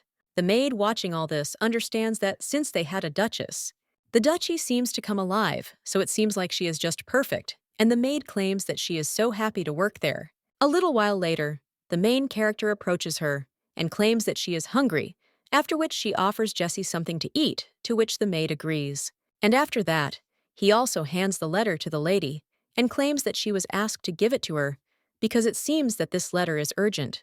The main character takes this envelope in her hands and realizes that it does not look like a letter from the knights or the palace, after which she wonders if this is really a report with information. But she asked to investigate her uncle's past. But then the main character is shocked because she sees that it says that her uncle has disappeared without a trace. He often spent time alone, so his absence was not immediately noticed, but he disappeared without a trace. The Imperial Investigation Agency began an investigation after the maid's appeal. When the main character enters this room of her uncle, she realizes that the room is in order, but if someone had broken in and tried to kidnap him, there would have been traces of resistance. After which, the girl also sees something else and thinks that this is really a cartridge case, but these traces of shots were not found. When the girl picks up the thing, she realizes that there is a blue rose on it and thinks that only one group from this continent uses such a mark. These are dark magicians, and the main character understands that these bastards were there. The girl also thinks that dark magicians are the creation of life, resurrection, immortality, and complete destruction, and even time magic.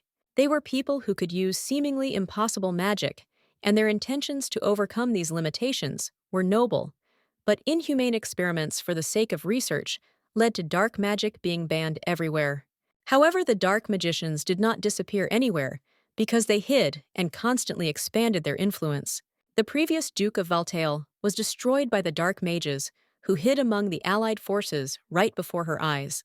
Now the young lady realizes that she remembered, and it is the magic item they used on the commander, that is the annihilation bullet.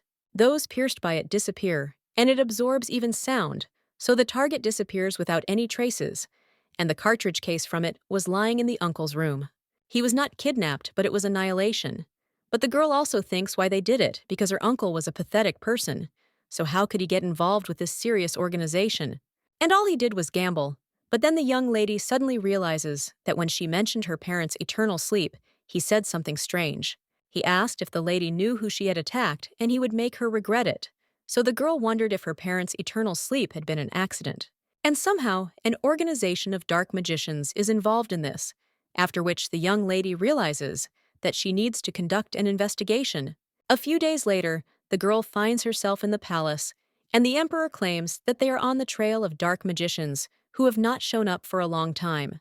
The main character understands that they hid it so well that they didn't even know where to start looking, but now they're starting to stir. After which she claims that she is leaving immediately, but the emperor asks her to calm down a little and listen first, after which the girl agrees and says that she is listening, but after that she sets off. The emperor says how insane she is and claims that in the depths of the continent, a lake was discovered that does not melt, and it was suspicious, so the investigation helped to discover traces of dark magicians. Levertitia asks if this is some kind of new experiment, to which His Majesty replies that it is most likely, but the most important thing is that they found traces of non-single mages there, because it looks more like a whole group. Experiment or not, they are definitely planning something serious. The emperor also says that he doesn't even know what it could be, but the young lady says that it doesn't matter, because this time they will pay for everything. The blonde then says that, to be honest, her lack of control scares him more than these magicians. After which he asks why the girl is so hot-tempered today. Levertitia understands that she cannot yet tell that her parents' immersion in eternal sleep may be connected with dark magicians. The main character then says that these are the enemies of the Empire who have put her commander into eternal sleep, and it is difficult for her to contain her anger, even at the thought. Therefore, she will begin preparations immediately if the emperor allows, after which he agrees, and says that the lady can advance. When the girl goes further, someone turns to her, and the main character asks if it is Evelyn. The blonde claims she has a private conversation, and then says she heard the defense has gone missing, and the lady's huge debt will be frozen until the disappearance case is resolved. According to the laws of the Empire, debt payments cease at the moment of the disappearance of the creditor, and the person is considered to be immersed in eternal sleep if 10 years have passed since the disappearance, so the lady will not have to worry about debts until Byron returns. But in 10 years, the debts will go to relatives. Levertatia answers that nothing is not enough in time, after which she thanks Evelyn and says that she did not even think about it, after which she wonders if the girl really loves her so much. Well, the blonde claims that this is not all, because after this task, the girl will get a long-term vacation, so let her rest at least for a year. Levertitia says how sudden this is and asks why, because Evelyn is also a workaholic, after which the woman gets angry and asks, does the girl really want to say that they are similar? And she always rushes to dangerous tasks like a moth to a flame, and as soon as she heard dark magicians, she immediately leaves. So since her debts are on hold, let her devote a little time to other things. And first of all, she is no longer alone because she has a family. A little while later, when the main character is eating, she understands that Evelyn is right because she is no longer alone. So this cannot continue, but she cannot refuse this mission. At this time, the Duke asks if Levertitia has any problems, and he answers that no, and that it's nothing. The guy asks if it's true, but then says that she didn't touch the food, and the guy asks if the lady can't see how desperate the chef is. The man then asks with tears in his eyes if everything is really that badly cooked, and the young lady replies that it's not that, and she just leaves soon on a mission. The guy is surprised after that and asks what she is talking about, and the young lady answers that it is the capture of dark magicians, and it will not be very dangerous, so she will return quickly. But the young man answers that he does not believe her. After all, he had never seen anyone who could keep such a promise, and his father and mother also said that they would be there. But in the end, he was left alone, so the boy asks what will happen if she disappears too, after which he leaves the table altogether, and the young lady asks him to wait, and thinks that he recently lost his parents, so she was too careless, and there is time before leaving, so they will need to talk again. But the girl was busy preparing, and Kairos was a duke, and the conversation never took place, but the time had come. The maid and the chef bid farewell to the lady, and ask her to return safe and sound. The man says that he has prepared dinner for Madame, and asks her to take it with her, and it breaks his heart to think that the lady will eat bad food. The maid hugs her mistress and tells her not to get even a scratch. Levertitia realizes that she has only been there for a month. They have become so attached, and then thanks them. But then she looks at the Duke's office and wonders if he won't see her off. But she thought that they would at least exchange a few words. At this time, the vice captain turns to the commander and says that they are a couple, to which the young lady agrees and says that they can leave.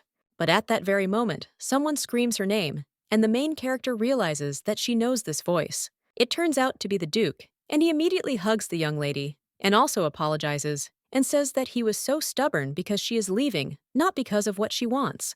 The main character says that nothing, and understands that the guy needed time alone to think everything over. The guy then says that the other Duke does not scare him anymore, but he is afraid that Levertitia will disappear. The main character wipes away his tears and says that she will not disappear. And today, for the first time, he resembles a child. The guys claim that he wants to grow up faster and follow her, and then the young lady offers him to eat more while she is gone, and also promises that he will eat well, sleep well, and exercise. The young man with a smile on his face promises and claims that Levertitia should return quickly. At this time, the dark magicians report that the preparations are complete, and if everything goes according to plan, then they have created measures for the dark magicians. At this time, the main character asks if everyone is ready and tells them to check that all weapons are sharp, and even arrowheads because they are leaving soon. Well then, one of the knights tells the commander that they are the problem, because the commander of the Scarlet Knights is also there. A little while later, the main character asks if it really turns out that by order of the Emperor, he will participate in this mission, after which the man only remains silent. And then he replies that yes, and such is the order of the commander of the Scarlet Knights. The young lady thinks what kind of emperor is coming, and as if the clash with the dark magicians was not enough for her. But now she will have to go with a guy who constantly causes conflicts, after which the young lady says that this is the mission of the White Knights, and she cannot agree even after the words of the emperor. So now he will file an official complaint, because he will only interfere. But the brunette then turns to Levertish and asks to let him join because he has something to do. The girl says that it is not her problem and wonders if she can trust him after what he did last time.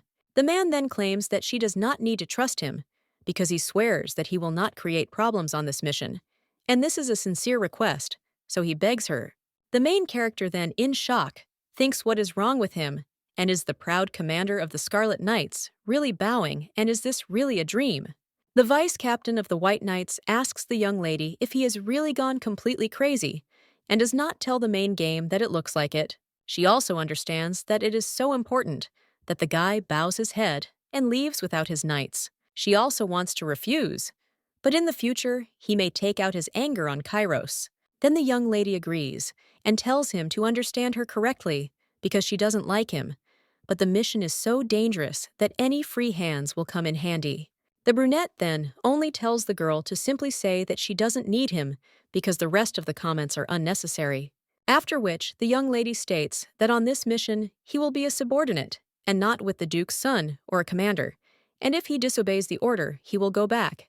The man says that is fine and he will remember. The main character asks if he is sure, but he only says that she should not make him repeat it. And then the lady claims that she expects a formal speech from him. Again, his insolence violates discipline, and the former commander must understand this. She also tells the guy to answer, and he says that it is good, and he understood. The young lady asks again what he said, to which he replies that he listens. The girl wonders if he really did it, but she thought that his pride would not allow him to. Now she also understands that the problem with dark magicians has been added to another headache. A little while later, they find themselves in the forest, and the vice captain asks if the commander of the Scarlet Knights has caused any problems. The girl replies that he clearly doesn't want to use any formal speech yet, so he remains silent. At the same moment, someone else turns to the commander and claims that there are reports from intelligence that the enemy has been detected. The girl says that this is excellent, after which she tells everyone to stand in their places, and as they know, they came to destroy the enemies. So while she's busy with the base under the lake, Barton will block the forest path and catch those who are running away. After all, no one should run away, so let them not leave the position to which they agree. The young lady immediately cries out that they are moving out. As the knights head to their positions, the young lady turns to the vice captain. He asks what is going on, after which the girl says nothing and offers him to return alive. Barton says what kind of sentimentality is this, and the commander does not look like herself. The young lady then just nods and says that she just felt like saying it. After which the vice captain says that he is not worried about her, but that the lady should be careful, and the girl replies that she will. At this time, the brunette watches the young lady and then heads off somewhere himself. A little while later, the main character is already near the base. Hey! Someone screams that they are retreating into the opening, and also let others beware of magic bullets. The girl understands that His Majesty warned that the group was large, but she did not expect to see such a huge base. If they were ready to attack, they would have a hard time, so we need to deal with them all before they recover. The young lady also understands that it would be easier with Barton, but he is already busy outside, so nothing can be done. After all, no one should run away. The lady also understands that from the disappearance of her uncle to the raid on the base, everything is going well, and maybe she really needs a vacation. After which the main character thinks what she should do, because she can visit Rudel, since her uncle is not there, and deal with Duke Everett, so that Kairos is no longer in danger. And then find a more suitable match. A girl who would be his age, quiet and sweet. Maybe she should also try growing flowers, and red ones would be great. A little while later, the young lady says that it looks like they are almost done. She also thinks that someone might be hiding in the base. But looking at her colleagues, she wonders if she is the only one left on her feet. But if so, then there is no choice, and she will have to go herself. At this time, someone screams that this is unfair, because that was not the plan, after which he asks where these changes came from. The girl understands that this is a dark magician, and does not understand who he is talking to.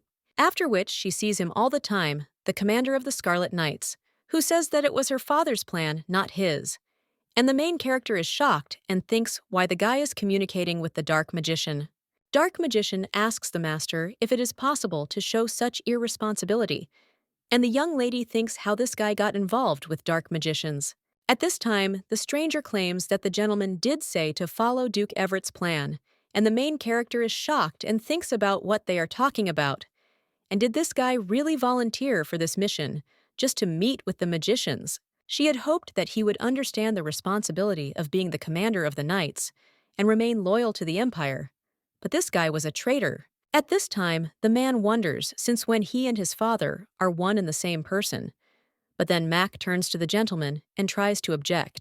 At the same moment, the main character waves her ball and claims that this is enough for Enzo Everett, had better clarify the situation.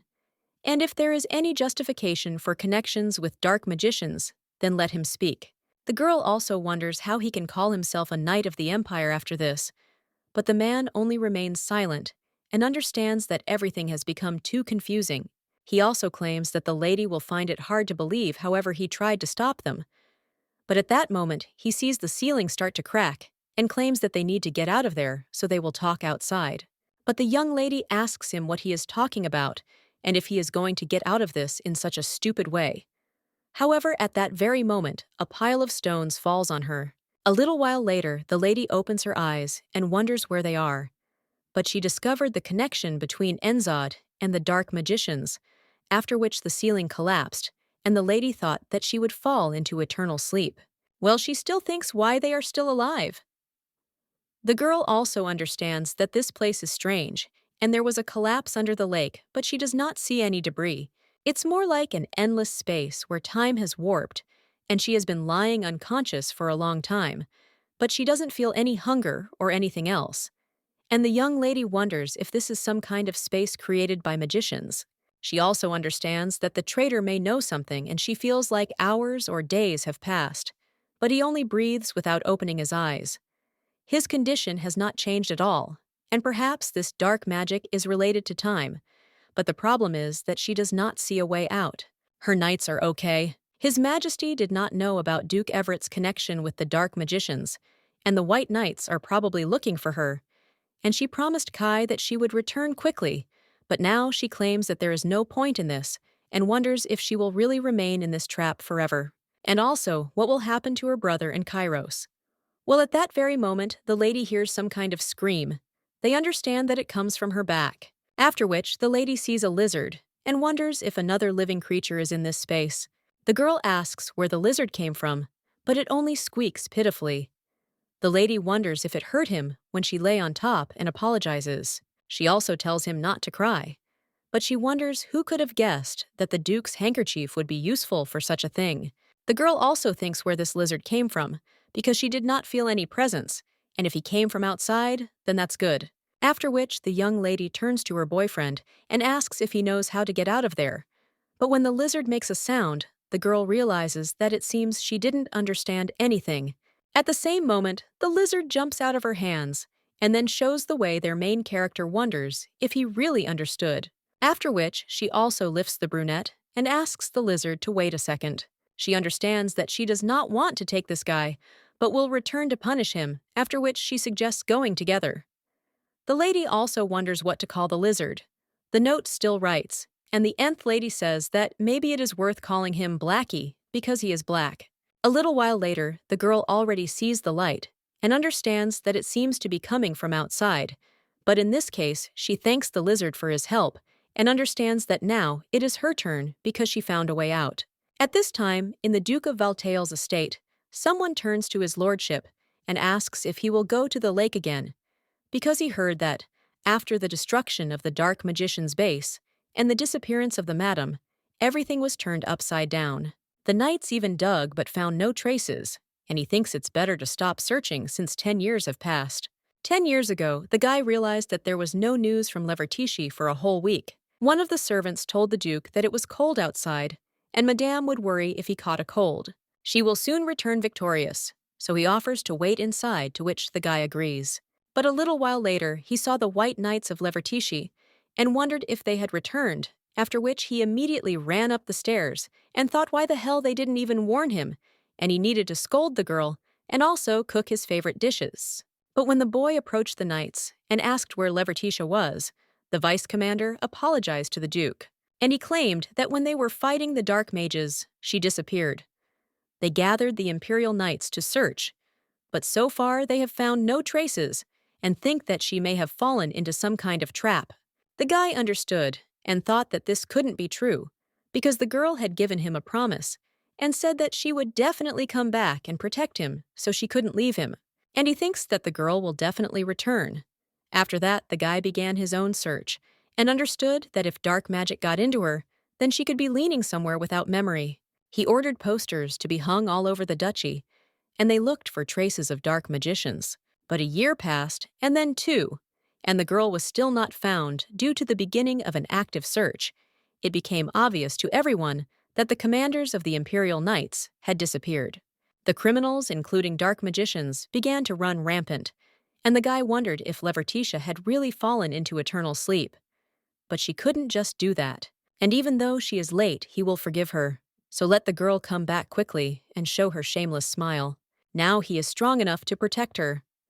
A little while later, the guy enters his office, but then someone turns to him and says that he has received a letter from Marquis Brad.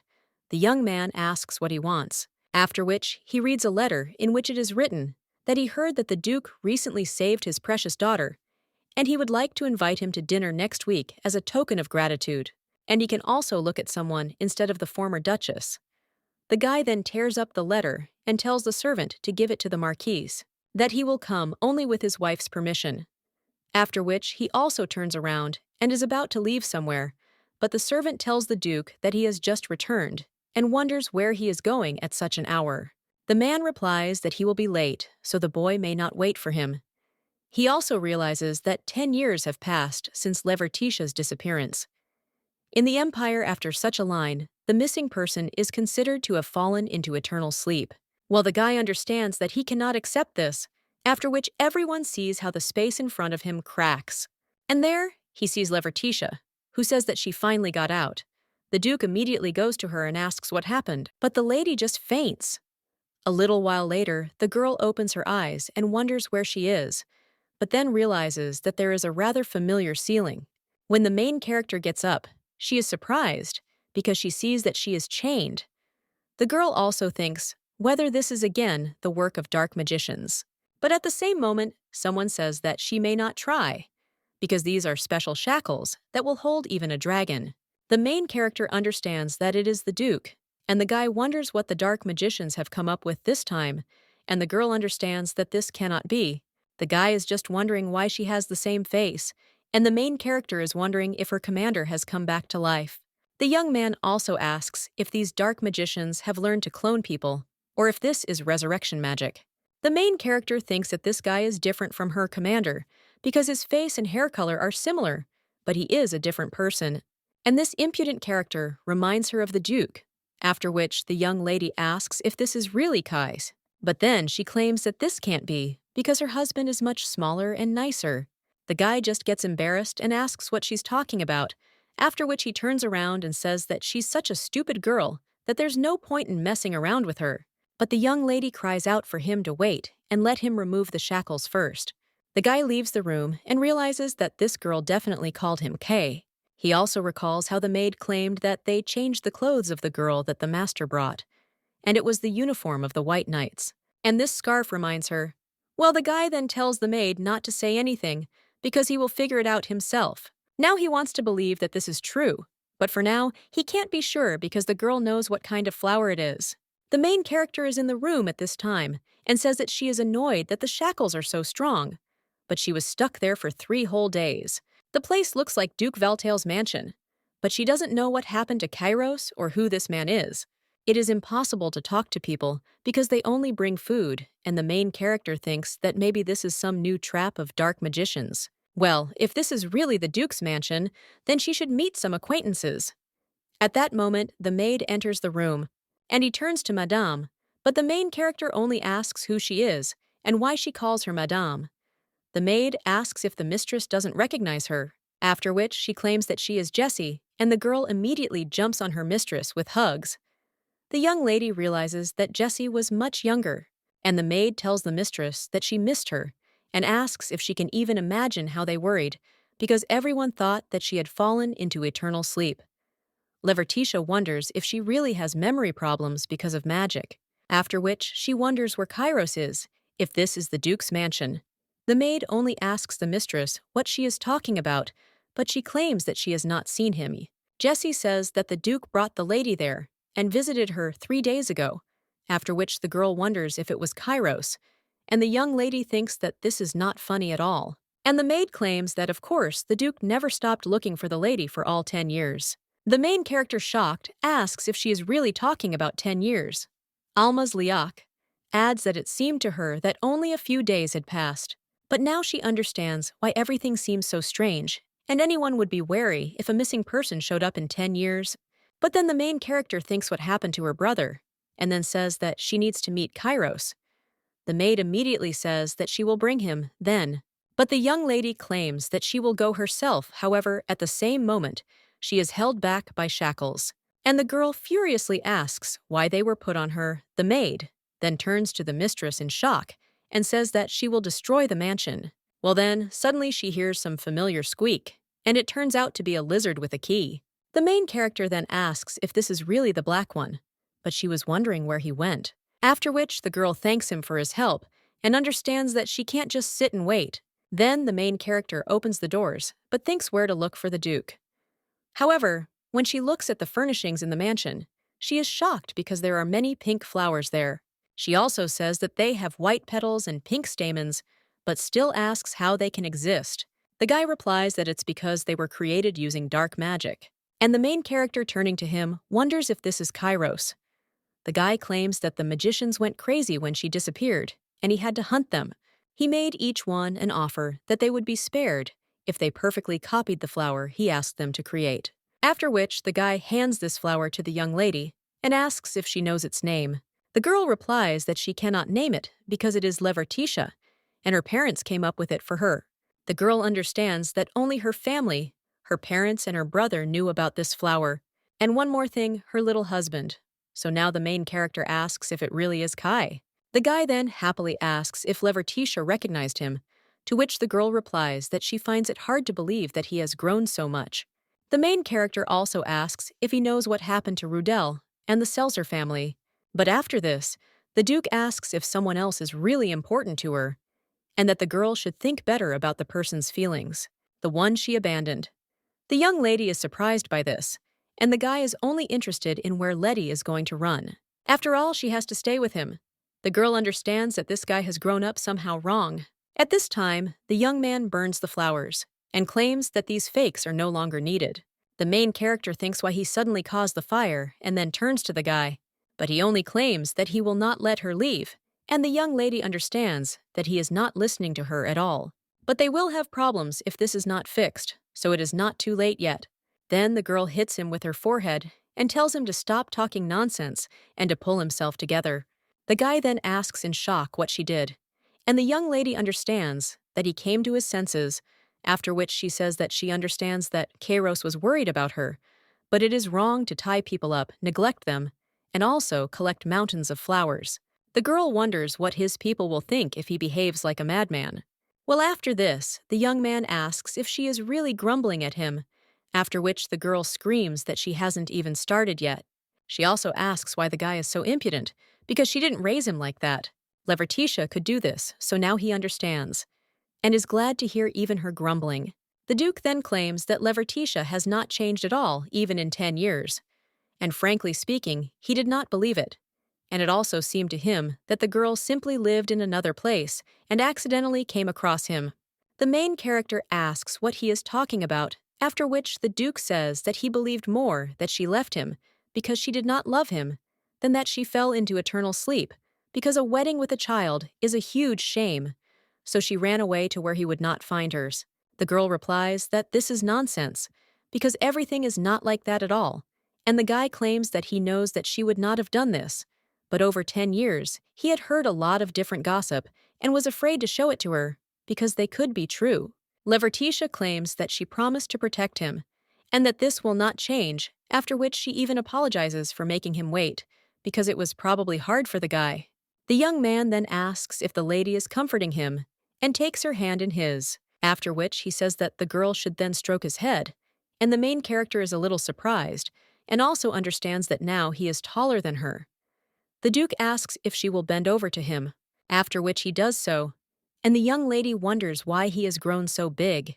The guy also offers her to tell him how she chewed, because he wants to hear everything, after which the young lady thinks a little, and she tells Kairos what happened, how she was chasing the mages and got trapped in space and time, and she found a way out only after 10 years. But the girl also asks how long she should do this. A child recently, and grew up so quickly, so it's awkward because it's as if she's reprimanding a stranger. The Duke at this time tells her to continue, because he is in pain from her headbutt. Well, the girl then says that who would talk, after all? What did he eat to become so strong? After which the guy asks her to let him have a look, and the main character shows him her forehead and also asks if he sees it, because it turns redder than the guy's forehead. The Duke then only kisses her on the forehead, after which the young lady is surprised, and the guy asks, "What is this?" Because at the wedding, she laughed and said how cute it was. The girl claims that he was a child, then after which the young man asks what the difference is, and the young lady claims that now he is an adult and he is 18, but the guy crosses his arms over his chest and says that he is only 18 and he is still young. The young lady then claims that she definitely made some mistake, and the guy was nicer before. At this time, the young man says that 10 years is a long time, and a lot has happened during this time. Levertitia asks what exactly, and the guy claims that he doesn't even know where to start. The conversation will be long. First, he decides to tell her what she asked, and claims that the Selzer family is fine, as is her brother. The main character says what a relief it is, but the guy claims that there is no more good news, and the girl asks if some kind of war has really started. The Duke replies that almost when the commander of the knights, who were the support of the country, disappeared, all the criminals began to behave as if the world belonged to them. The dark mages took advantage of the opportunity to grow in power, and the entire empire was plunged into chaos. Many innocent people lost their lives. And now the girl says that if she had dealt with them, this situation could have been avoided, after which she, clenching her fists, claims that it is hers guilt. But the Duke replies that this is not true, because no one could have predicted this. And if you need to blame someone, then it's the dark magicians who arranged everything, because it was they who created the monsters of chaos. The main character then asks what it is, and the guy is about to answer, but at that very moment, someone turns to the Duke and screams that the chaos monster is on the territory of the duchy. The young lady wonders if a monster has really appeared nearby, and the guy just takes the gun and says that they should first deal with the evacuation, because he will figure it out. The young lady wonders if this is really a gun. The Duke claims that she will understand when she sees everything herself, after which he suggests that they go together because he will protect her. A little while later, they find themselves in the forest, and the Duke claims that it's lucky that it's dinner time and there aren't many people around. The locals have already been evacuated from the nearby houses. The main character thinks that it's still hard to believe, but a lot of time has indeed passed. Kairos turns to the girl and asks if she is uncomfortable after something and is a little surprised. But then she replies that if she didn't answer, she would simply be surprised at how well he holds his seat. But before he could only cling to her, and then the guy's answer that it was so long ago. He also suggests heading further, because the best time to make it before dark. Levertitia understands that he grew up so alone, so she still doesn't know how to feel about it because it's all too complicated.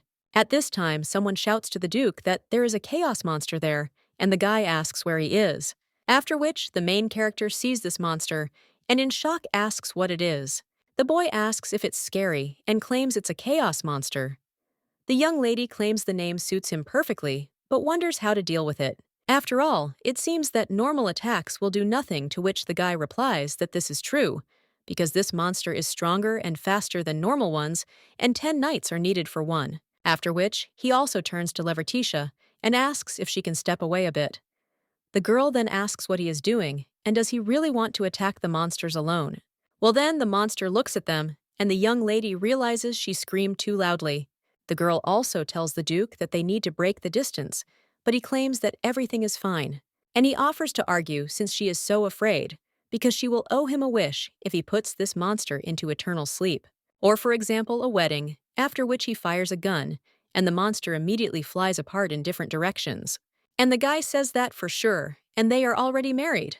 The girl then asks if he didn't say that 10 knights are needed, to which he replies that yes, she needs 10 regular knights. Well, her husband is the Duke of Valta. The young lady realizes that the aura she felt from Kairos' shot. It's definitely a magical power, and the wizard she felt the same way. But 10 years ago, he couldn't use magic, and even the previous Duke didn't have it. The main character then asks how he was able to use a magical weapon, after which the guy claims that, as he already said, the dark magicians have completely gone crazy, and he was catching them. Therefore, he awakened a small number of their abilities in the process. And although he is not a dark mage, he can use magic weapons. It took a lot of effort. The girl understands that a poppy who awakened abilities and was not born with them is comparable to a person who learned to breathe underwater. Therefore, the main character wonders what he was doing all this time. But at that very moment, the girl hears some screams and sees that the monster is starting to gather back, after which she asks if he is still alive. The young lady wonders how he was able to survive a shot to the head, and the Duke notes that those things do not always fall into eternal sleep from such a thing, because there are several places that cause instant immersion into eternal sleep. They call them the core, and the main character asks where it is, after which the guy claims that it is usually in the head or in the heart. Levertitia asks if it is enough to destroy this core, because if so, then it sounds simple. The guy is then surprised and asks what she means, after which everyone sees him as the girl runs towards the monster. Levertitia understands that after Kairos' explanations, everything became clear, and if this core is not in the head, then only the heart remains. After which the girl jumps on the monster and cuts it down. The Duke immediately runs up to the young lady and realizes that she ran right into the monster. He also asks if she's okay, after which the main character asks if he was worried about her. Levertitia says that everything is fine because they attacked all the weak points, and now he should be undead. The Duke then tells the lady once again not to forget that 10 knights are needed, but she replies that ordinary knights are needed, and asks if he has forgotten who was called a dog on the battlefield. The girl also says with a smile on her face that she is hungry and suggests going back. The young man then understands that this is true, and that this is what Levertitia was like, but he thought that in 10 years he had become the one who could protect her. Well, for some reason, everything seems unfair. At this time, one of the maids asks another if she doesn't think the Duke has been in a good mood these last few days. After the disappearance of Madame, he hardly left the estate and did not smile at all. And recently, he began to not only walk in the garden, well, and smile a little. Another maid asks what changed his mood so much, to which her colleague replies that she doesn't know. But he has a brutal appetite because eating so much food in one meal is too much. One of the maids at this time thanks the others for their help and asks if they have brought food. She also states that she will deliver the Duke's lunch, so they can go. But when the maid leaves, they whisper whether she really doesn't need help. While the other one claims that she said so herself, so she suggests her friend to rest. Jessie realizes that they are all interested, after which she brings food into the room and wishes Madame Bon Appetit, the main character, thanks her. A little while later, the Duke turns to the lady and asks how much longer she intends to hide. But she just says that, who knows, and thinks about what she should eat first. And the guy understands that one might think that she was being starved. The girl then asks if he remembers that she is considered dead already, and only 10 years have passed, so someone might recognize her, and then a whole lot of fuss will start. So now it's better to hide and get used to the new environment. The guy claims that she can do this until the end of her life. After all, he will do everything so that she doesn't have to lift a finger, after which he asks her how she feels about the idea of a quiet life with him. The guy also understands that he doesn't care about anything around him, but as soon as she comes out into the light again, the whole world will expect great feats from her, and she will have to go to war with the dark magicians again. He is afraid that the girl will disappear, and as a child he could only watch her leave. But now she will not have to do anything if he tries. The Duke says that Letty can just rest.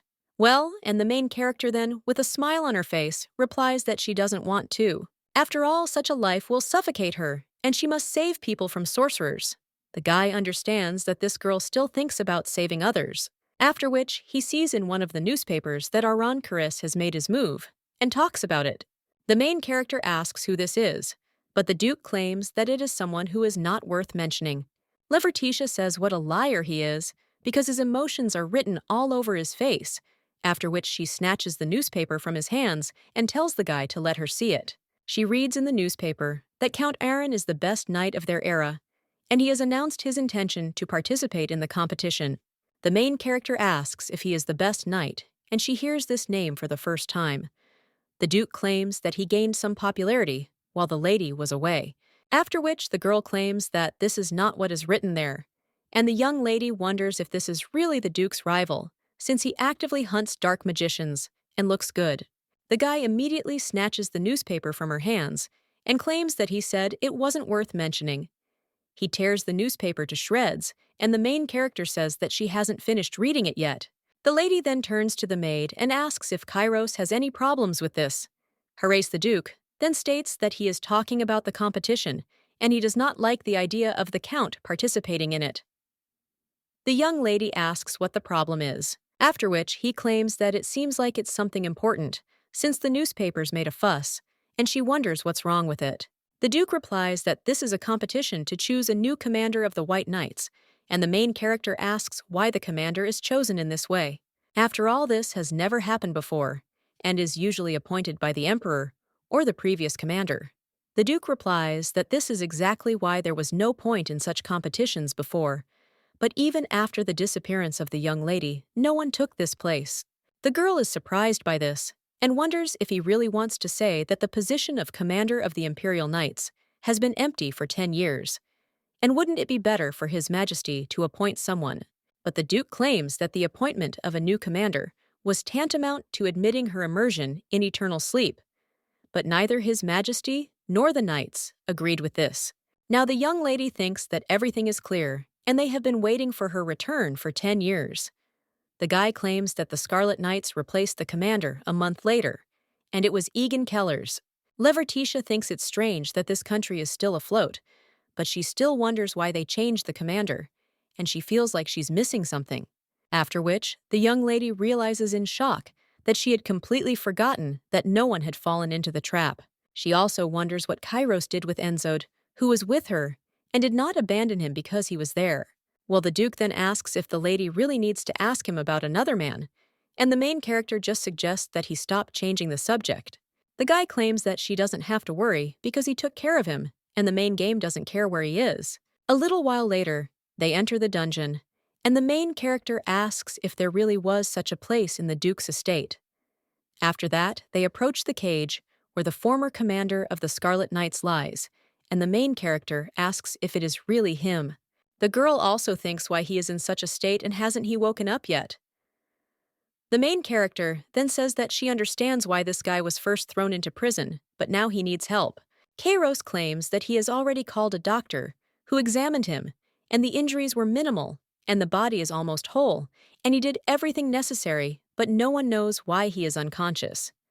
The main character asks if this is the effect of the dark magician's trap, but the guy with red hair suggests just leaving him near Duke Everett's estate, to which the girl replies that in no case, because he is an important person for revealing the connections between the dark magicians and the Duke.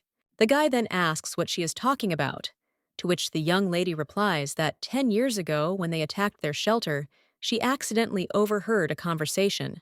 Everett's plan.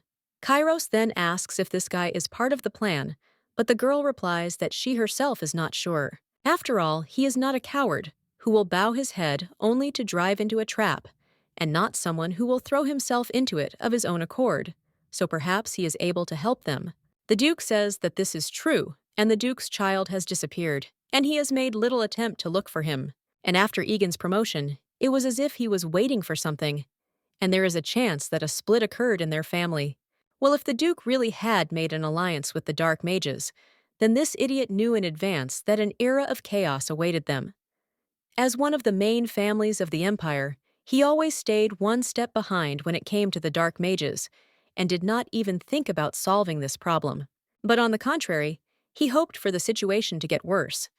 The main character claims that they can try to use it in the opposite direction to gain an advantage, and the guy claims that if they have serious evidence of a connection with dark magicians, then it doesn't matter what power he has, because stopping this man will be easy.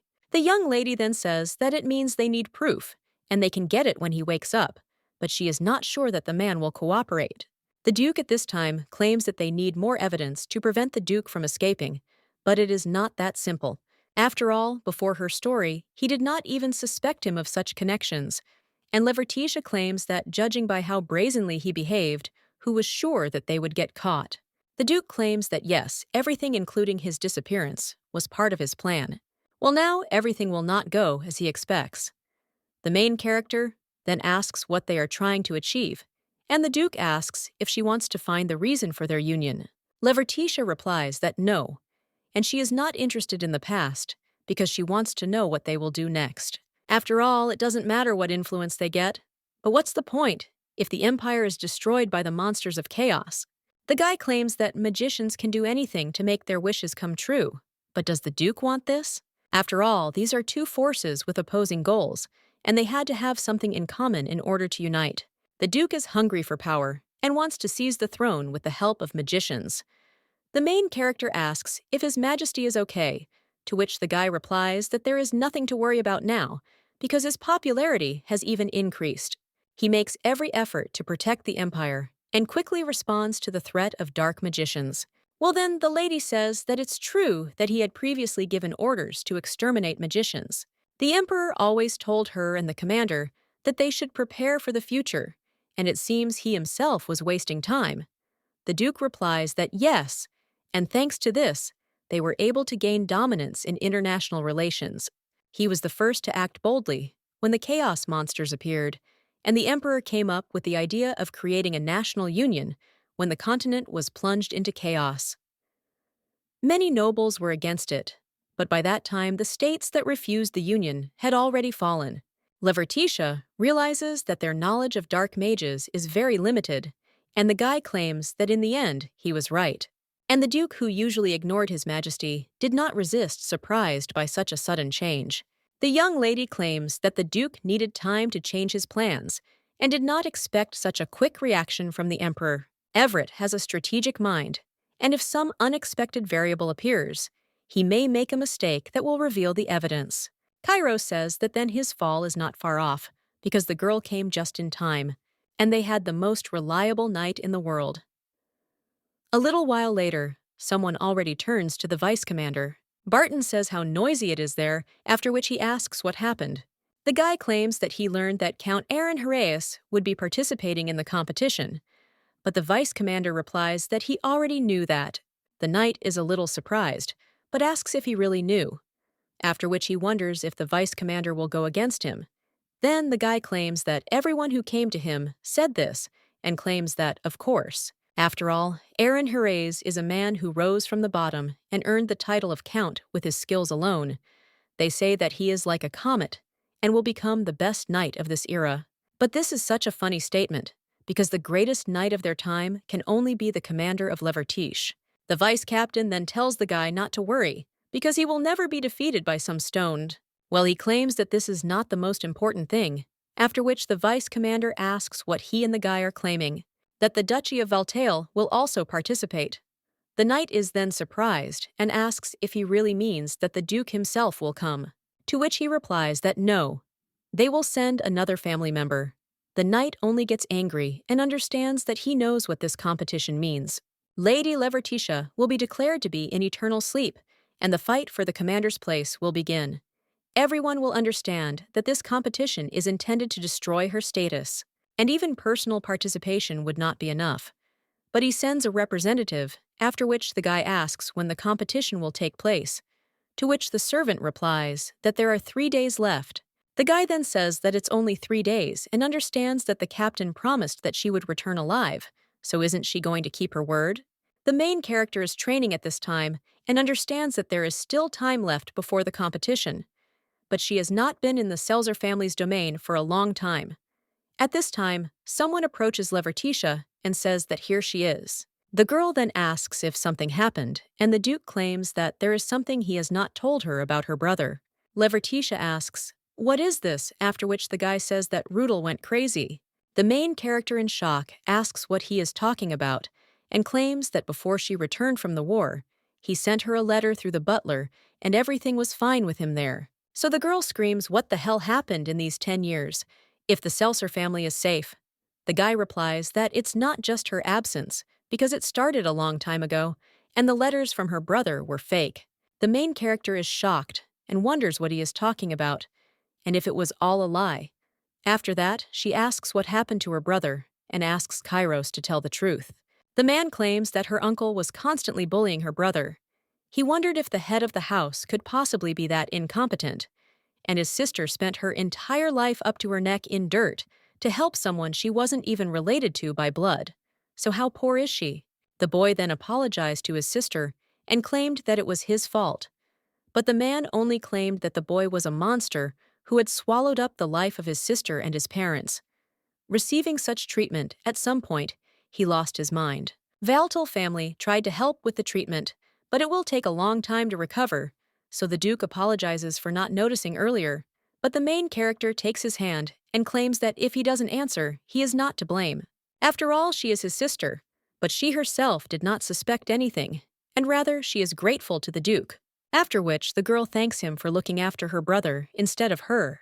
The guy replies that, of course, because this is his family too, so he should have visited the mansion earlier. A little while later, the girl thinks how she could not have guessed that she was being bullied by her brother. She really wants to tell Rudel that it is not his fault and they can live together again. Well, if even her name drives him crazy, then she doesn't know if she can date him. The girl also understands that it is better to wait until he gets better, and now it is time to leave. But at that very moment, the girl bumps into someone, and the guy wonders who she is. The girl understands that it is Patrick, and wonders why the uncle's son is there. Patrick at this time says that he understands, and judging by her appearance, the girl is another debt collector. Levertitia wonders if he inherited an IOU from his uncle, and the guys say that now is the time. It's already obvious that the crazy sister of that guy has fallen into eternal sleep, but he waited for 10 years, and now he'll shake out every coin until this psycho falls into eternal sleep. Well, the main character immediately grabs this guy and claims that he will go with him, after which he tells the tax collector to let him go and asks why he is so strong. But the girl just throws him on the floor, after which the guy asks if she even knows who he is. But the young lady just says that he shut his dirty mouth, and she wonders if he's going to continue talking this nonsense right in front of her. Looking at the tax collector's face, the guy realizes that it's Levertitia, after which he immediately starts crawling away. But the young lady steps on his hand and says that he was so brave a second ago, and then asks what happened. The girl also claims that his father abused the child until he went crazy, and the guy ran to shake off debts when 10 years passed, and she wants to plunge them into eternal sleep 10 times. But his father has already plunged into eternal sleep. However, before their meeting, she needs to confirm something. The girl then wonders if he is somehow connected to her parents, But at that very moment, she hears a monster attacking them, is foaming at the mouth with fear, and the young lady thinks that he is near the Seltzer mansion, and she cannot let him go in that direction, so she needs to lure the monster deeper into the forest. A little while later, the lady is already running away from the monster and tells him to catch up if he can. The girl understands that there must be a cliff there, but sees that there is nothing and asks if even the terrain has changed in 10 years. She also thinks that she went out for a short time, so she only took the dagger, and there is no choice, so she needs to deal with this monster in one blow. The young lady also thinks about hitting her in the head or in the heart, after which she removes the heart and sees if it worked, but sees that the monster is still moving. The girl realizes that she guessed wrong, after which she thinks what to do now. But at that very moment, something pierces the monster. The main character is a little surprised, after which the Duke runs up to her and asks if she is okay. Levertitia thinks that, thank God it's Kairos. The guy asks if the young lady is wounded. He told her to take a weapon, but when he looks at the monster, he asks where the sword came from. The girl replies that she doesn't know because he flew in from somewhere, but at that very moment, someone asks if the lady is okay. The main character understands that she has seen this face somewhere, and the Duke is only interested in where this guy came from. It turns out to be Aaron Herrey's, after which he turns to Duke Valtail with a smile on his face. And he says that a chaos monster appeared, so he quickly chased after him. And he also wonders if everything is okay with that person. The main character thinks that his name is somehow familiar, after which she even thinks about him, and she recently read in the newspaper. It seems to her that this guy is quite popular, and he also has a good character. But the Duke immediately shuts the young lady up and claims that he will take care of everything and let the guy get rid of the monster's body. Aaron says that it seems that the Duke knows this man, after which he says something that he doesn't need to know this man. The Count then turns around and says that, as he said, he needs to deal with the body, so he will go. At this time, the main character realizes that she saw her husband from a new side, and that he has such a terrible character. A little while later, they head further, and the guy asks why the girl came there, because she said that she would go to the Seltzer mansion, and she didn't even take the sword. But suddenly something would have happened. No matter how strong she is, but how will a girl defeat a monster with her bare hands? The young lady then only asks if he is very angry, after which the guy says no and apologizes, and also claims that he is not angry with her, because the matter is about Aaron Herrey's, who happened to be nearby. The main character thinks that this guy looked like a normal, polite person, and wonders what caused them to be so hostile towards each other, after which the two of them start talking, and the girl asks if he really hates him, and her husband wonders if she really thinks he's handsome. At the same moment, the main character is surprised, and the Duke asks why she stutters. And did she really fall in love with him after that? He also says that the girl is not going to leave him and go to him. Levertitia understands that her husband has that strange look again. She pushes him away and asks what he is talking about. But the guy only says that it seems he guessed right, since she denies it, and he thought that everyone falls in love with him. But the girl replies that it is not true. After which, he asks how she could fall in love with a man she saw for the first time in her life, and she had already married Kairos. The guy calms down after this and claims that others fall in love at first sight. He also goes further and says that it is good, and then they will forget about it. But the young lady thinks, since when does a guy care about someone else's appearance? She also tells the young man not to worry, because if he wants her opinion, then he is the most beautiful. Kairos asks why say such obvious things. But the young lady immediately grabs him and says, "What an arrogant bastard this is." After some time, the Count is approached by his subordinates, who immediately report a strange discovery. The Count asks with interest what happened, and receives the answer. When they cut the monster's body into pieces, they found a dagger inside. Such a discovery causes bewilderment in everyone. The Count asks if the dagger was actually inside the monster. One of the men confirms. The blade did indeed hit the creature's heart. He then adds that the dagger may have belonged to the Count himself, emphasizing its uniqueness. Aaron replies that he has never used a dagger in combat. He prefers a long sword, while the Duke usually uses a gun. In the end, he admits with annoyance that the dagger he found does not belong to him, and the mystery of its origin remains unsolved. The subordinate, having listened to the Count's words, suggests getting rid of the dagger since there is a possibility that it may be infected. However, Novikov stops him, asks him to wait, and remembers that besides the Duke, there was another person connected with this event. After some thought, the man says that he may know who the dagger belongs to. His confidence sounds intriguing, and the Count can only guess who the owner of the mysterious weapon might be. The day of the night's tournament is approaching. The streets are bustling. Someone is shouting out, inviting people to line up.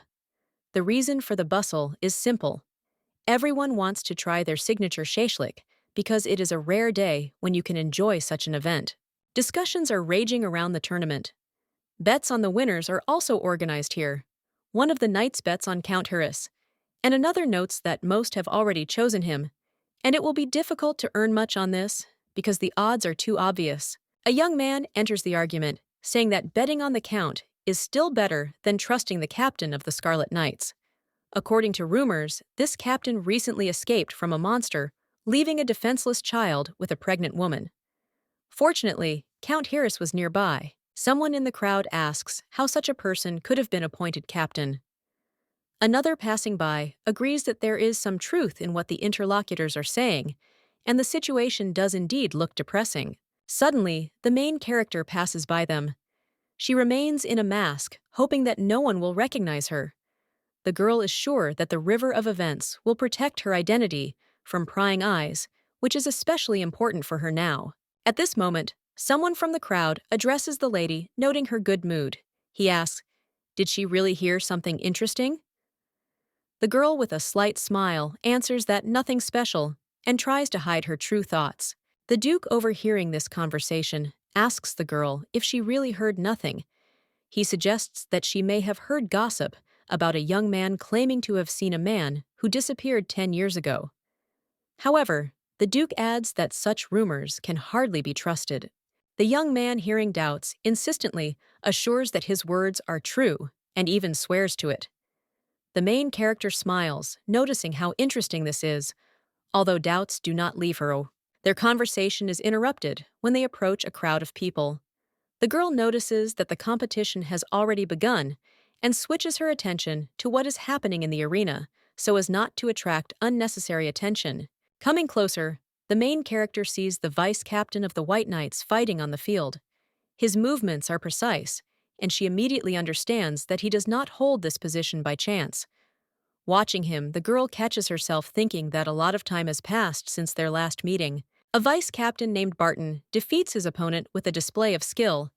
The crowd cheers, and the girl remarks on how much he has grown as a warrior.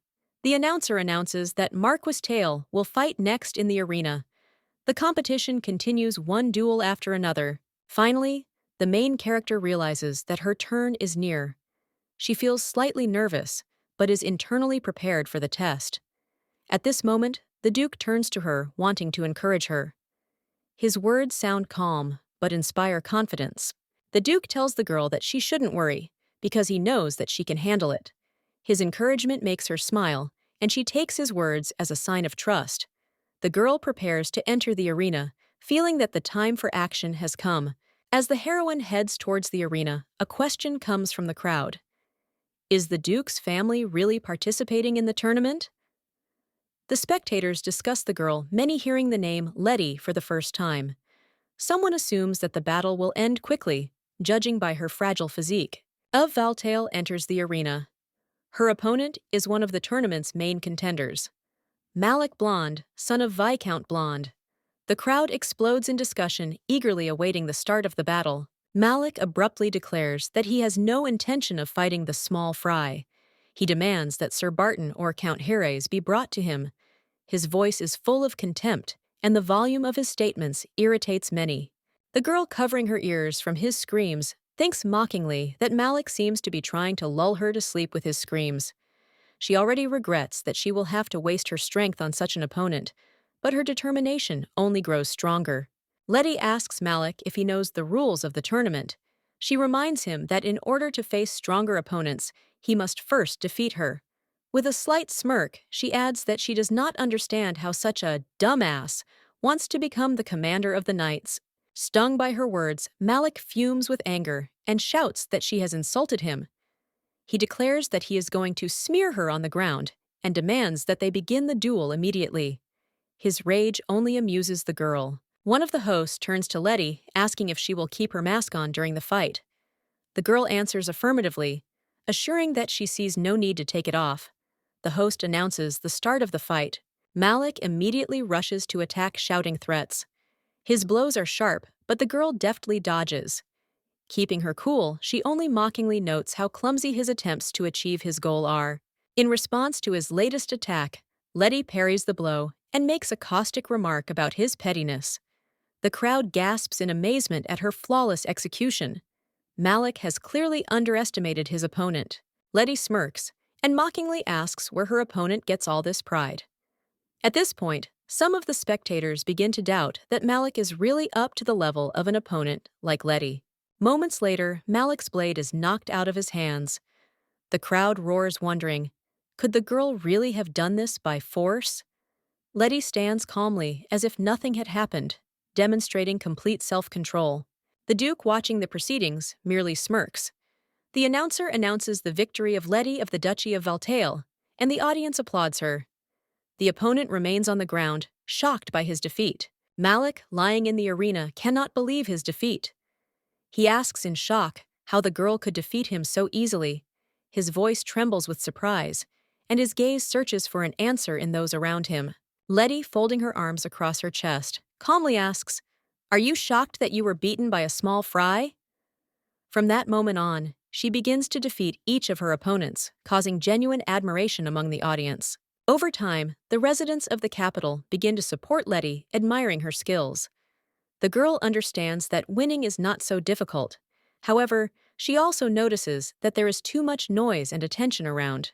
At one point, Letty notices the White Knight's vice commander entering the battle. She watches his actions closely and realizes that he seems impatient. Despite this, he surprises her with his precision and calculation. However, watching him further, the girl notices that the vice commander does not reveal even half of his potential. His battle ends in victory, but leaves a feeling of incompleteness. Soon it is announced that Count Aaron will enter the final. The crowd greets the finalist with thunderous applause. At this time, Barton leaves the arena, which attracts Letty's attention. She wonders why he is in such a hurry and what could be the reason for his strange behavior. A girl's voice comes from the crowd, confused, asking what to do now. She clearly didn't expect Barton to lose. Letty listens to the conversation, trying to figure out who is speaking. The girl notices that it is Jessie, who apparently came to watch Barton's performance. Letty can't help but wonder what Jessie's relationship with the vice commander might be. The main character begins to suspect that Jessie is interested in Barton. However, given that she has been gone for 10 years, Letty decides that it is difficult for her to understand the whole picture. She can only watch events unfold. Finally, Letty enters the arena. Excitement mixes with anticipation. She understands that the time has come for the long-awaited finale. In her thoughts, the girl asks Justin not to worry and promises that she will avenge him. The announcer announces the decisive fight: Count Aaron versus Letty of the Duchy of Valta. The crowd perks up eagerly, awaiting the start of the duel. The atmosphere heats up as the opponents enter the arena. The Count, looking at the girl, asks if she's going to stay in the mask again. Letty, holding back a smile, answers affirmatively. Aaron only smiles mysteriously, his gaze becoming more attentive. Letty asks why he's smiling, and the Count replies that 2 people in his life have communicated with him in that way. And as it turns out, one of them was her. His words sound both confident and friendly. Aaron adds that, watching her, he senses incredible talent. He promises to give his all to make this fight worthwhile. Letty understands that his words are sincere. The girl, with a slight smile, tells him not to expect too much from her. She feels that this fight will be the most difficult in the tournament. The crowd is preparing for the battle to begin, and the host gives the start. Aaron takes off at lightning speed, and the fight begins. Letty is surprised to see that he is incredibly fast and accurate. It is clear to her from the start that this opponent is the most serious of all those she has ever met. The Count comments on the progress of the fight, noting that it was not an easy battle. He admits that Barton was a strong opponent, but he always felt like he was one step ahead of him. However, with Letty, it is different. Aaron adds that he has his own strengths, and fighting her only reveals them. Letty, hearing his words, smiles slightly and sarcastically asks if he is really sure about that. At the same moment, she skillfully knocks the weapon out of his hands, showing her superiority. Letty mentally recalls how Kairos waited for her return for 10 long years, and the place of the commander of the Silver Knights was empty. She realizes that failure is not an option. The girl must live up to the expectations placed on her. A moment later, the host announces that the winner of the tournament is Letty from the Duchy of Valta. The crowd erupts in cheers, asking the lady to remove her mask. Someone claims that she is the best knight in the tournament. Letty feels real recognition for the first time, clutching the sword in her hands. This moment becomes special for her. Previously on the battlefield, she was called a mad dog, but now everything is different. The Duke approaches Letty to congratulate her on her return to the ranks of the knights. He asks how she feels after the triumphant end of the tournament. The girl replies that time flew by. A little later, she is already present at the ceremony of her appointment as commander of the Silver Knights. It seems to her that she is returning to a long-forgotten but important role for her. Letty notices that she hasn't been to the palace for a long time. The aristocrats around her discuss her victory and are surprised that the girl was able to defeat the count with one blow. Gossip spreads quickly, arousing the curiosity of everyone present. Violetta, the daughter of one of the influential nobles, turns to her father. She says that the new commander of the knights has become the center of attention.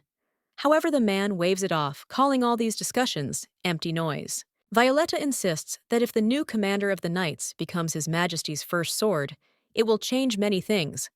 However, her father calmly replies that it does not matter, because he will not be able to fully trust this woman anyway. After a while, Violetta's father turns to the emperor himself.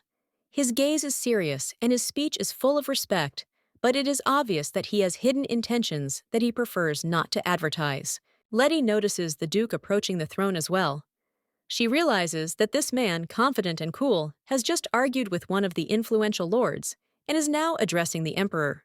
The Duke says the empire needs to rethink its alliances with other countries. He argues that it is important for the people to see the emperor's power backed up by real action, or else support will wane. The emperor listens silently, but anger flashes in his eyes. He thinks that the Duke is a shameless schemer who tries to manipulate everyone and everything. After all, the current commander of the Scarlet Knights is the Duke's man, and that's no secret. The emperor muses that he would like to appoint someone trustworthy to the position of commander of the Silver Knights. But he understands that no one will immediately trust a newcomer to this business, and a reputation must be earned. At this point, Letty, as the new commander, approaches the throne and greets the emperor, calling him the only son of the empire. Her voice sounds confident, but with a hint of respect. The emperor watches her with interest, meeting this mysterious girl for the first time. However, something in her voice seems familiar to him. This strange feeling makes him wary. The emperor asks Letty to raise her head. She does so, but her face remains masked, hiding her features. The man looks at her carefully, trying to understand who she really is. The day of the Knights' tournament is approaching. The streets are bustling. Someone is shouting out, inviting people to line up. The reason for the bustle is simple. Everyone wants to try their signature shashlik because it is a rare day when you can enjoy such an event. Discussions are raging around the tournament. Bets on the winners are also organized here. One of the knights bets on Count Harris, and another notes that most have already chosen him, and it will be difficult to earn much on this because the odds are too obvious. A young man enters the argument, saying that betting on the Count is still better than trusting the captain of the Scarlet Knights. According to rumors, this captain recently escaped from a monster, leaving a defenseless child with a pregnant woman. Fortunately, Count Harris was nearby. Someone in the crowd asks how such a person could have been appointed captain. Another passing by agrees that there is some truth in what the interlocutors are saying, and the situation does indeed look depressing. Suddenly, the main character passes by them. She remains in a mask, hoping that no one will recognize her. The girl is sure that the river of events will protect her identity from prying eyes, which is especially important for her now. At this moment, someone from the crowd addresses the lady, noting her good mood. He asks, Did she really hear something interesting? The girl, with a slight smile, answers that nothing special and tries to hide her true thoughts. The Duke, overhearing this conversation, asks the girl if she really heard nothing. He suggests that she may have heard gossip about a young man claiming to have seen a man who disappeared 10 years ago. However, the Duke adds that such rumors can hardly be trusted. The young man, hearing doubts, insistently assures that his words are true and even swears to it. The main character smiles, noticing how interesting this is, although doubts do not leave her. Their conversation is interrupted when they approach a crowd of people. The girl notices that the competition has already begun and switches her attention to what is happening in the arena so as not to attract unnecessary attention. Coming closer, the main character sees the vice captain of the White Knights fighting on the field. His movements are precise, and she immediately understands that he does not hold this position by chance. Watching him, the girl catches herself thinking that a lot of time has passed since their last meeting. A vice captain named Barton defeats his opponent with a display of skill. The crowd cheers, and the girl remarks on how much he has grown as a warrior. The announcer announces that Marquis Tail will fight next in the arena. The competition continues, one duel after another. Finally, the main character realizes that her turn is near. She feels slightly nervous, but is internally prepared for the test. At this moment, the Duke turns to her, wanting to encourage her. His words sound calm, but inspire confidence. The Duke tells the girl that she shouldn't worry, because he knows that she can handle it.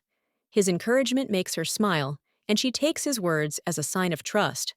The girl prepares to enter the arena, feeling that the time for action has come. As the heroine heads towards the arena, a question comes from the crowd. Is the Duke's family really participating in the tournament? The spectators discuss the girl, many hearing the name Letty for the first time. Someone assumes that the battle will end quickly, judging by her fragile physique. Valta enters the arena.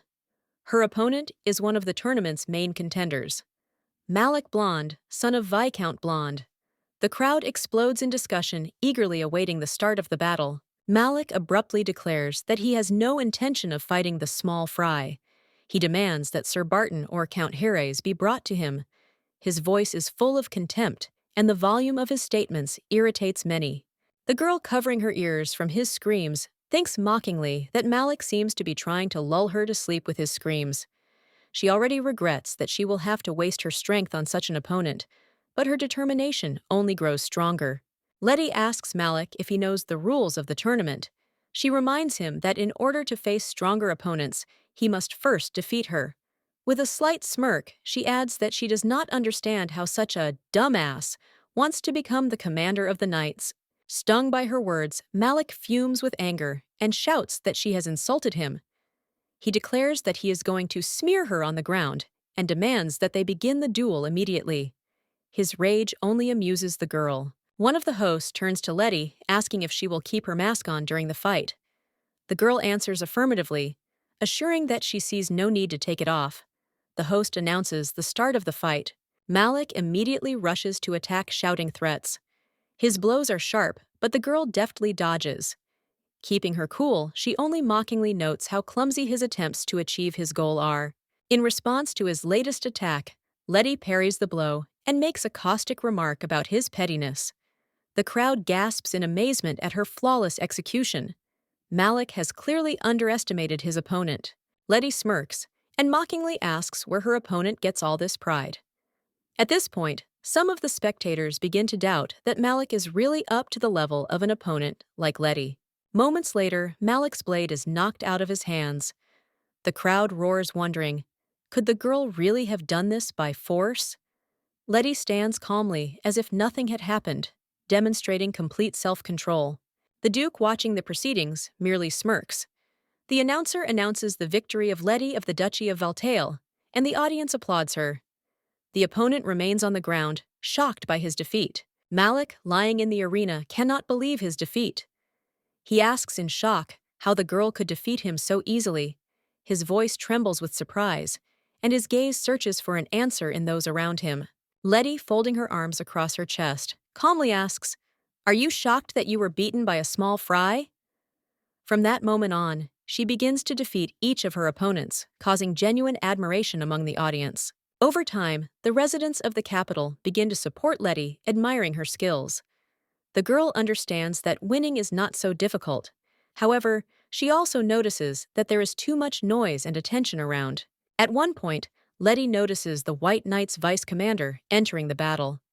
She watches his actions closely and realizes that he seems impatient. Despite this, he surprises her with his precision and calculation. However, watching him further, the girl notices that the vice commander does not reveal even half of his potential. His battle ends in victory, but leaves a feeling of incompleteness. Soon it is announced that Count Aranharius will enter the final. The crowd greets the finalist with thunderous applause. At this time, Barton leaves the arena, which attracts Letty's attention. She wonders why he is in such a hurry and what could be the reason for his strange behavior. A girl's voice comes from the crowd, confused, asking what to do now. She clearly didn't expect Barton to lose. Letty listens to the conversation, trying to figure out who is speaking. The girl notices that it is Jessie, who apparently came to watch Barton's performance.